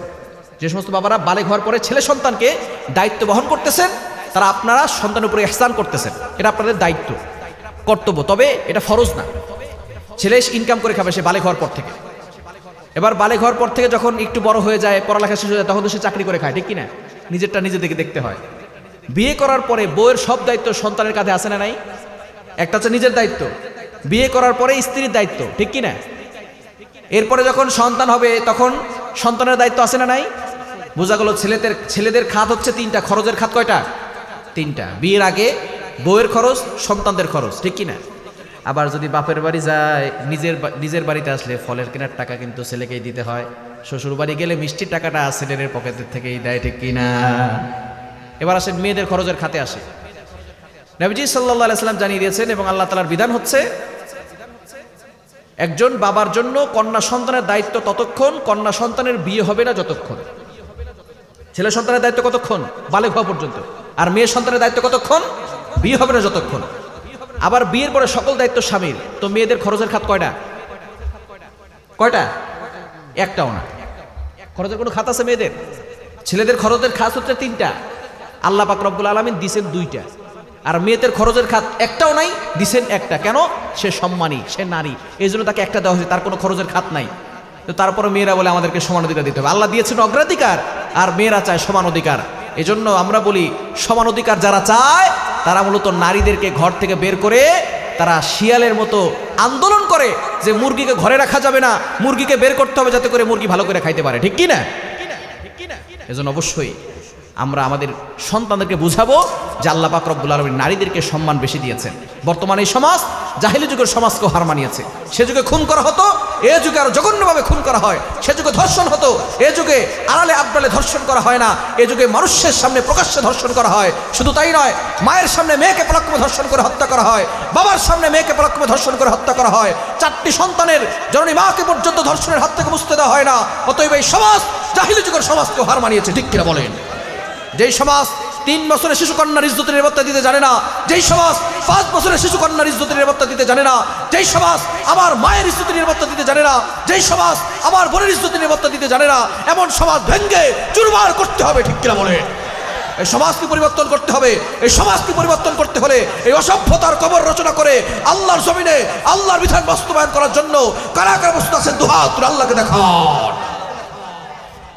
আল্লাহ তাআলা সকলকে কবুল করেন। সকলে বলেন আমিন। আরো জোরে বলেন আমিন। তাহলে কোরআন আমরা সম্মান করব, কোরআনের প্রত্যেকটা বিধান মেনে। ঠিক কি না? আবার অনেকে আছে দেখবেন 5 ওয়াক্ত নামাজ পড়ে, হাতে তসবিহ নিয়ে ঘোরে, কপালে কালো দাগ পড়ে গেছে, আবার সুদের কারবার করে। আছে না নাই? এলাকায় নাই? এলাকায় আছে? সুদের কারবার করে আছে? বলে আমি সুদ খাই না, ইন্টারেস্ট খাই। তুমি গু খাও মিয়া, ইন্টারেস্ট খায় উনি। যারা সুদ খাবে ভালো করে শোনেন, আবার যুক্তি দেখায় যে তোমরা ব্যাংকে থেকে টাকা খাও, তোমরা এই করো, তোমরা সেই করো, সবাই সুদ খায়, আমরা খেলে কি? যুক্তি দিচ্ছেন না? যদি কোনো শাখায় একটা ভালো করে ইটা মেনে নেন, যদি আপনি কোনো ব্যবসা টাকা দেন, চুক্তি করবেন যে আমি আমার টাকা দিয়ে ব্যবসা করো, এই ব্যবসার লস হলে লসটাও নিব, লাভ হলে লাভটাও নেব, এটা আপনার জন্য জায়েজ আছে। বুঝতে পারছেন? কোনো ব্যবসা আপনি টাকা দিয়েছেন 1 লক্ষ টাকা, আপনি তাকে বলে দিবেন লাভ হলে লাভটাও নিব, লস হলে লসটাও নিব, এটা হচ্ছে ব্যবসা, এটা জায়েজ আছে। কিন্তু এখন আপনি একজনকে 1 লাখ টাকা দিয়েছেন, প্রতি মাসে আপনাকে 5,000 টাকা করে দেওয়া লাগে, তার লাভ হইলো নাকি লস হলো সেটা আপনি দেখলেন না, প্রত্যেক মাসে আপনাকে 5,000 টাকা করে দিচ্ছে, এটা হলো হারাম, সুদ। বুঝতে পারছেন কোনটা ব্যবসা কোনটা সুদ? বুঝতে পারছেন? বুঝা গেছে তো? এই সুদের ব্যাপারে কথা বললো ইমাম সাহেবের চাকরি থাকে না। ঠিক না? উনি যে সুদ খায়, সভাপতি সাহেব যে সুদ খায়, কেশিয়ার সাহেব যে সুদ খায়, এই এলাকার কথা বলতেছি না। আবার এলাকায় আলহামদুলিল্লাহ সবাই ভালো আছে। যারা সুদ খান ভালো করে শুনেন, ফতুয়া কার? মোল্লার না আল্লাহর? কার? আল্লাহ। আল্লাহ বলছেন 3 নম্বর পারা 6 নম্বর পৃষ্ঠা 3 নম্বর লাইন, সূরা বাকারা 275 275 নম্বর আয়াত। আহাল্লাল্লাহুল বাইআ ওয়া হাররামার রিবা, বিজনেস লাউফুল এন্ড ইউজুরি আল্লাউফুল, ব্যবসা হালাল, সুদের কারবার হারাম করেছেন কে? আর যদি বলেন কে? আল্লাহ তাআলা হারাম করেছে। এখন যদি আপনার ক্ষমতা থাকে, পারলে আল্লাহর সাথে বলেন আল্লাহ এই সূরা বাকারা 275 নম্বর আয়াতটা বাদ দিয়ে দেন। হুজুরের উপর ক্ষিপ্ত কোনো লাভ নাই, যেহেতু আল্লাহর আয়াত আছে সূরা বাকারা 275 নম্বর আয়াত। যদি আপনার শক্তি থাকে, ক্ষমতা থাকে, আমরাও দেখতে চাই যে আপনার কত শক্তি হয়েছে, কত বিঘা জমির আপনি মালিক হয়েছেন, আর কত কোটি টাকার সম্পদ আপনার হয়েছে। পারলে আল্লাহর সাথে যুদ্ধ করে দেখান যে আল্লাহ এই সূরা বাকারা 275 নম্বর আয়াতটা বাদ দেন, দেখবো আপনার কত ক্ষমতা হয়েছে। সন্ত্রাস হয়েছেন মিয়া, কত বড় সন্ত্রাস হয়েছেন। বর্তমানে সারা পৃথিবীর সকল সন্ত্রাস যদি এক পাল্লায় রাখা হয়, আর নমরুদকে যদি এক পাল্লায় রাখা হয়, নমরুদের 100 ভাগের 1 ভাগ হতে পারবে। এই নমরুদকে আল্লাহ সাইজ করছে ল্যাংরা মশা দিয়া। কি মশা? কি মশা? অসুস্থ মশা। এরকম অসুস্থ মশা আল্লাহর কাছে আছে না নাই? আর আছে না নাই? এজন্য খবরদার, আল্লাহর সাথে নাফরমানি করতে যাবেন না, আল্লাহর সাথে গাদ্দারি করতে যাবেন না। যারা সুদ খান ভালো করে শুনেন, নবীজি সাল্লাল্লাহু আলাইহি সাল্লাম জানিয়ে দিয়েছেন দিরহামু রিমান ইয়াকুলুহুর রাজুলু ওয়া হুয়া ইয়ালামু আশাদ্দু মিন 36 জানিয়া, যে ব্যক্তি জেনে শুনে 1 টাকা সুদ খাবে, কয় টাকা? আরো জোরে বলেন কয় টাকা? 36 বার জেনা করলে যেই গুনাহ হয় সেই গুনাহ তার আমলনামায় চলে যায়। বলেন নাউজুবিল্লাহ। জীবনে যারা 1 টাকা সুদ খেয়েছেন 36 বার জিনা করার গুনাহ করেছেন। জীবনে যারা 100 টাকা সুদ খেয়েছেন 3600 বার জিনা করার গুনাহ করেছেন। জীবনে যারা 1000 টাকা সুদ খেয়েছেন 36,000 বার জিনা করার গুনাহ করেছেন। আপনি জিনা করেন। অনেক মায়ের আছে ডিমের টাকা বিক্রি করে, চাউলের টাকা বিক্রি করে, ধানের টাকা বিক্রি করে সুদে লাগায়, আছে না নাই? আরো জ্বলন আছে না নাই? আরো ভয়ঙ্কর হাদিস নবীজি সাল্লাল্লাহু আলাইহি সাল্লাম জানিয়ে দিয়েছেন, আর রিবা সাবিউনা জুসআ, সুদের 70টি শাখা রয়েছে। আই সারাহা আইয়ান কিহার রাজুলু উম্মা, সর্বনিম্ন শাখা হলো আপন মায়ের সাথে জিনা করার গুনাহ। বলেন নাউজুবিল্লাহ। এর থেকে জঘন্যতম গুনাহ আর কি হতে পারে? হতে পারে? আমাদের সমাজে কিন্তু মাতবর আছে, মাতবর দেখবেন এরা সালিশ করতে যায়, বিচার করতে যায়, যায় না? বিচার করতে যায় যে পরকিয়া করে ধরা খায়, বিয়ে করার পরে পরকিয়া করে ধরা খাচ্ছে, তাকে জুতার মালা পরায় দেয়, ঠিক কি না? তা আপনি যে মাতবর সালিশ করেন, যে সুদ খায়, 1 টাকা খাইলে 36 বার জিনা করা গুনাহ করে, আপন মায়ের সাথে জিনা করা গুনাহ, তারে কয়দিন জুতা দিয়ে পিটাইছেন? তারে কয়দিন জুতা দিয়ে পিটাইছেন? ফেরেশতারা আপনার জন্য মুগুর নিয়ে বসে রয়েছে, বিচার করতেছেন না? যে সুদ খায় তার বিচার কয়দিন করছেন? সে তো আপন মায়ের সাথে জিনা করা গুনাহ করে। আপনাদের পাশেই তো কক্সবাজারের প্রোগ্রামে গিয়েছিলাম, প্রায় 20,000 প্লাস মানুষ, কক্সবাজার অনেক মানুষ হয়। তো আমাকে সভাপতি সাহেব বলতেছে, হুজুর এখানে কিন্তু সুদখোর আছে, একটু সুদের ব্যাপারে কথা বলেন। আমি বললাম যে আপন মায়ের সাথে কে কে জিনা করেন হাত তুলেন। কেউ উঠায় না, সবাই ফেরেশতা। আমি বললাম আপন মায়ের সাথে জিনা করেন, হাত উঠাইতে লজ্জা লাগলো? মাত্র 20,000 প্লাস মানুষ। কিয়ামতের ময়দানে আদম আলাইহিস সালাম থেকে নিয়ে সমস্ত মানুষ থাকবে, ফেরেশতা থাকবে, জিন থাকবে, সকলের সামনে আল্লাহ কপালের ভিতরে খোদাই করে লিখে দিবেন আপন মায়ের সাথে জিনাকারী। তখন কোথায় পালাবেন? তখন কোথায় যাবেন? তখন কোথায় পালাবেন? যেন আসুন সুদ ছেড়ে দেন, হারাম ছেড়ে দেন। সুদ হচ্ছে সবচেয়ে নিকৃষ্টতম গুনাহ, আপন মায়ের সাথে জিনা করার গুনাহ। আমাদের সমাজে কিছু প্রস্টিটিউট নারী আছে যারা নিজেদের দেহকে বিক্রি করে খায়, এরকম কিছু নারী সমাজে আছে না নাই? আমরা দেখলে থুতু নিক্ষেপ করে আর বলি, তোমার মতো হতবাকা কপাল পোড়া কেউ নয়, তুমি তোমার দেহকে বিক্রি করে খাও। এই ভদ্র মহিলা সে অভাবের কারণে খায়, স্বভাবের কারণে খায় না। যে সুদ খায় স্বভাবের কারণে খায়। 1 টাকা খেলে 36 বার জিনা করার গুনাহ করে, আপন মায়ের সাথে জিনা করার গুনাহ করে। সুতরাং বেশ্যার মুখে যদি থুতু দেওয়া হয়, যে ব্যক্তি সুদ খায় তার মুখে জুতা পিটা করা দরকার। এজন্য খবরদার, সুদ থেকে দূরে সরে আসেন, সুদ থেকে দূরে সরে আসেন, হারাম থেকে দূরে সরে আসেন। হারাম যদি আপনি না ছাড়তে পারেন, আল্লাহর কসম করে বলি, আপনার নামাজ, আপনার রোজা, আপনার হজ, আপনার যাকাত কোনো কিছু আল্লাহ কবুল করবে। এজন্য হারাম থেকে দূরে সরে আসেন। অনেকে দেখবেন সুদও খায় আবার নামাজও পড়ে, উনি মনে করতেছে নামাজ পড়ে মনে উনি জান্নাতে যাবে। বলেন তো নামাজের বাহিরে কয়টা ফরজ? শেষ করে দিব নাকি?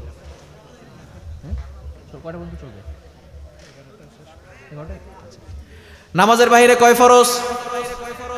কষ্ট হচ্ছে? নামাজের বাহিরে কয় ফরজ জানেন আপনারা? 7টা, তাই না? 1 নম্বরে শরীর পাক, 2 নম্বরে কাপড় পাক, ঠিক কি না?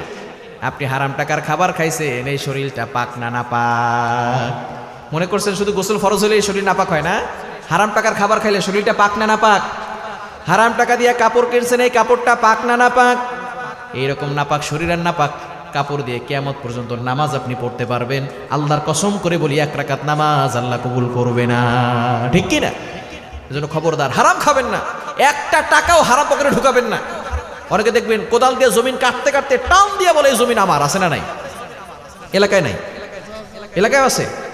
ভাইয়ের হক দেয় না, বোনের হক না দিয়ে হাজী সাহেব হজ করতে গেছেন। হাজী সাহেব আয়েশা বলে আমি তো জান্নাতে চলে গেছি, এদিক দিয়ে বোনের হক দেয় নাই, ভাইয়ের হক দেয় না, এরকম হাজী সাহেব আছে না নাই? মনে করেন আপনি মারা গেছেন, সারা পৃথিবীর সকল আলেমরা আপনার জানাজা পড়াইছে, জানাজা পড়ানোর পরে আপনাকে দাফন দেওয়া হয়েছে, সবাই আপনার জন্য দোয়া করছে।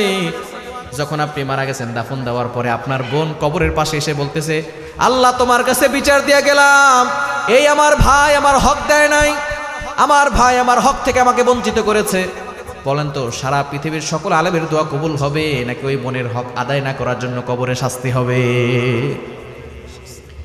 এজন্য কেউ যদি কিছু পেয়ে থাকেন দিয়ে দেন, সম্পদ পায় দিয়ে দেন, টাকা পয়সা পায় দিয়ে দেন, কারণ এগুলো আমরা কবরে নিয়ে যেতে পারবো। রঙিন কাপড় ছাড়তে হবে, সাদা কাফন পরতে হবে। এই রঙিন কাপড় ছেড়ে দিতে হবে, সাদা কাফন পরতে হবে।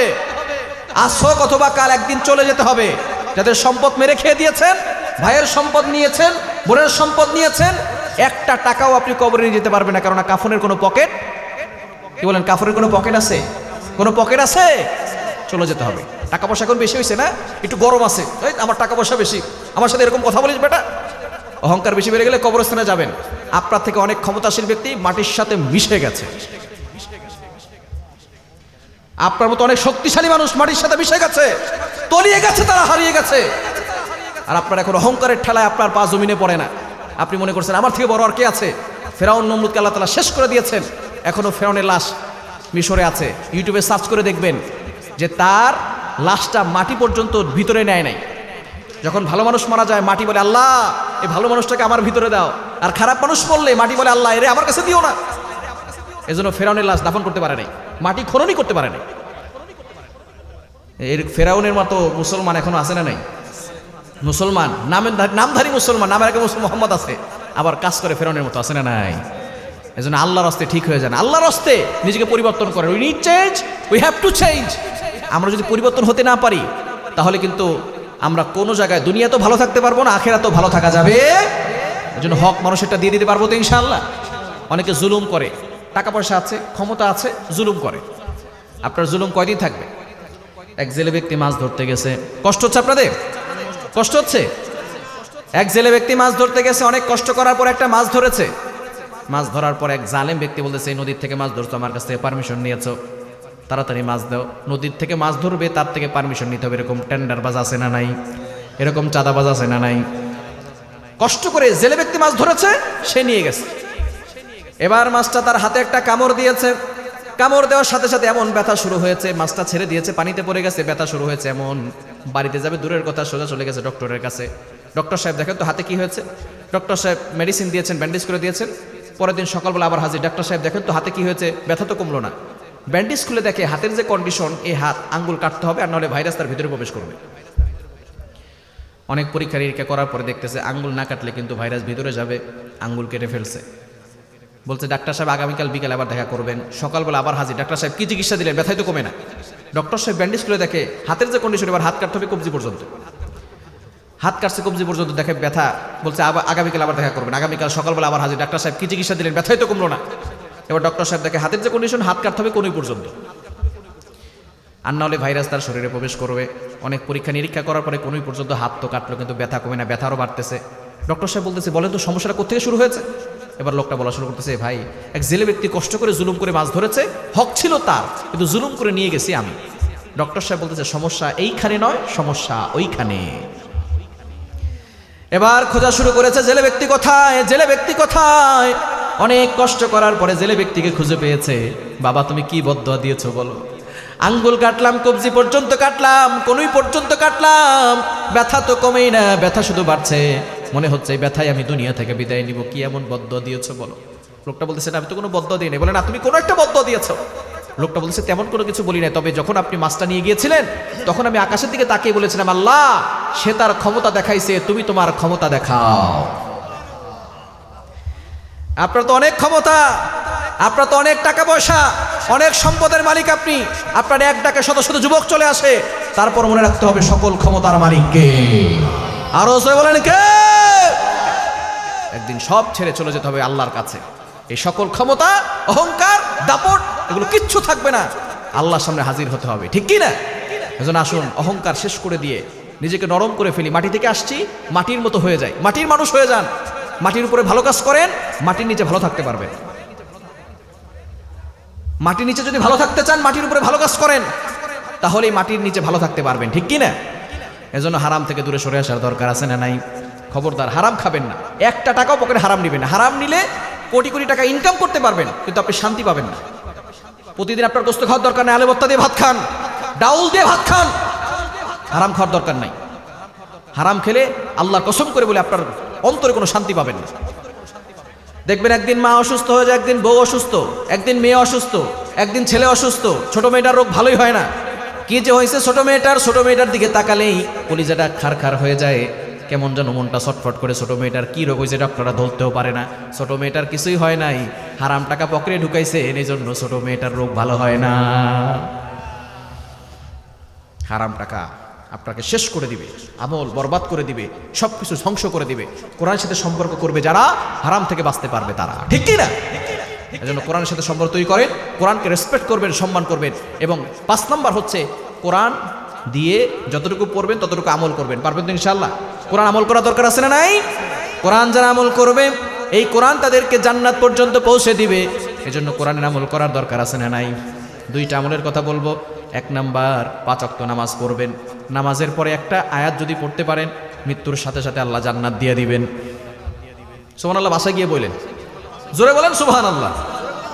মৃত্যুর সাথে সাথে জান্নাত, এর থেকে কি যাইতেই বিষয়? মাত্র একটা আয়াত পড়বেন 5 ওয়াক্ত নামাজের পরে।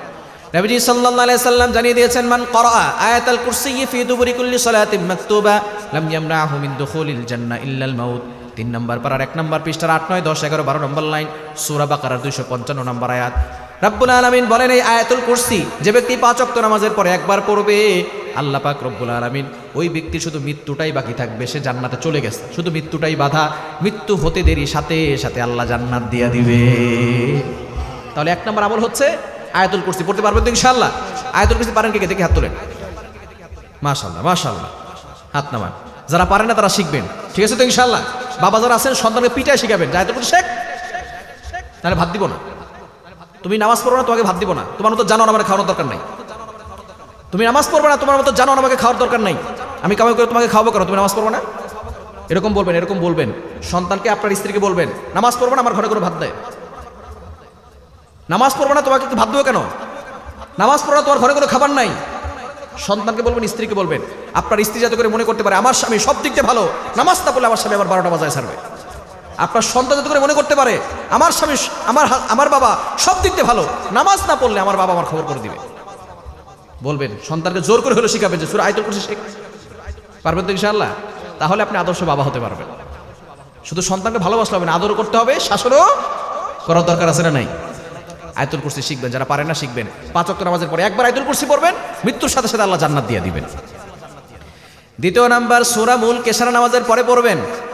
সূরা মুলক আমরা পারি কি পারি না, মাত্র 30টা আয়াত আছে। 29 নাম্বার পারার 1 নম্বর পৃষ্ঠা থেকে শুরু হয়েছে, মাত্র 30টা আয়াত।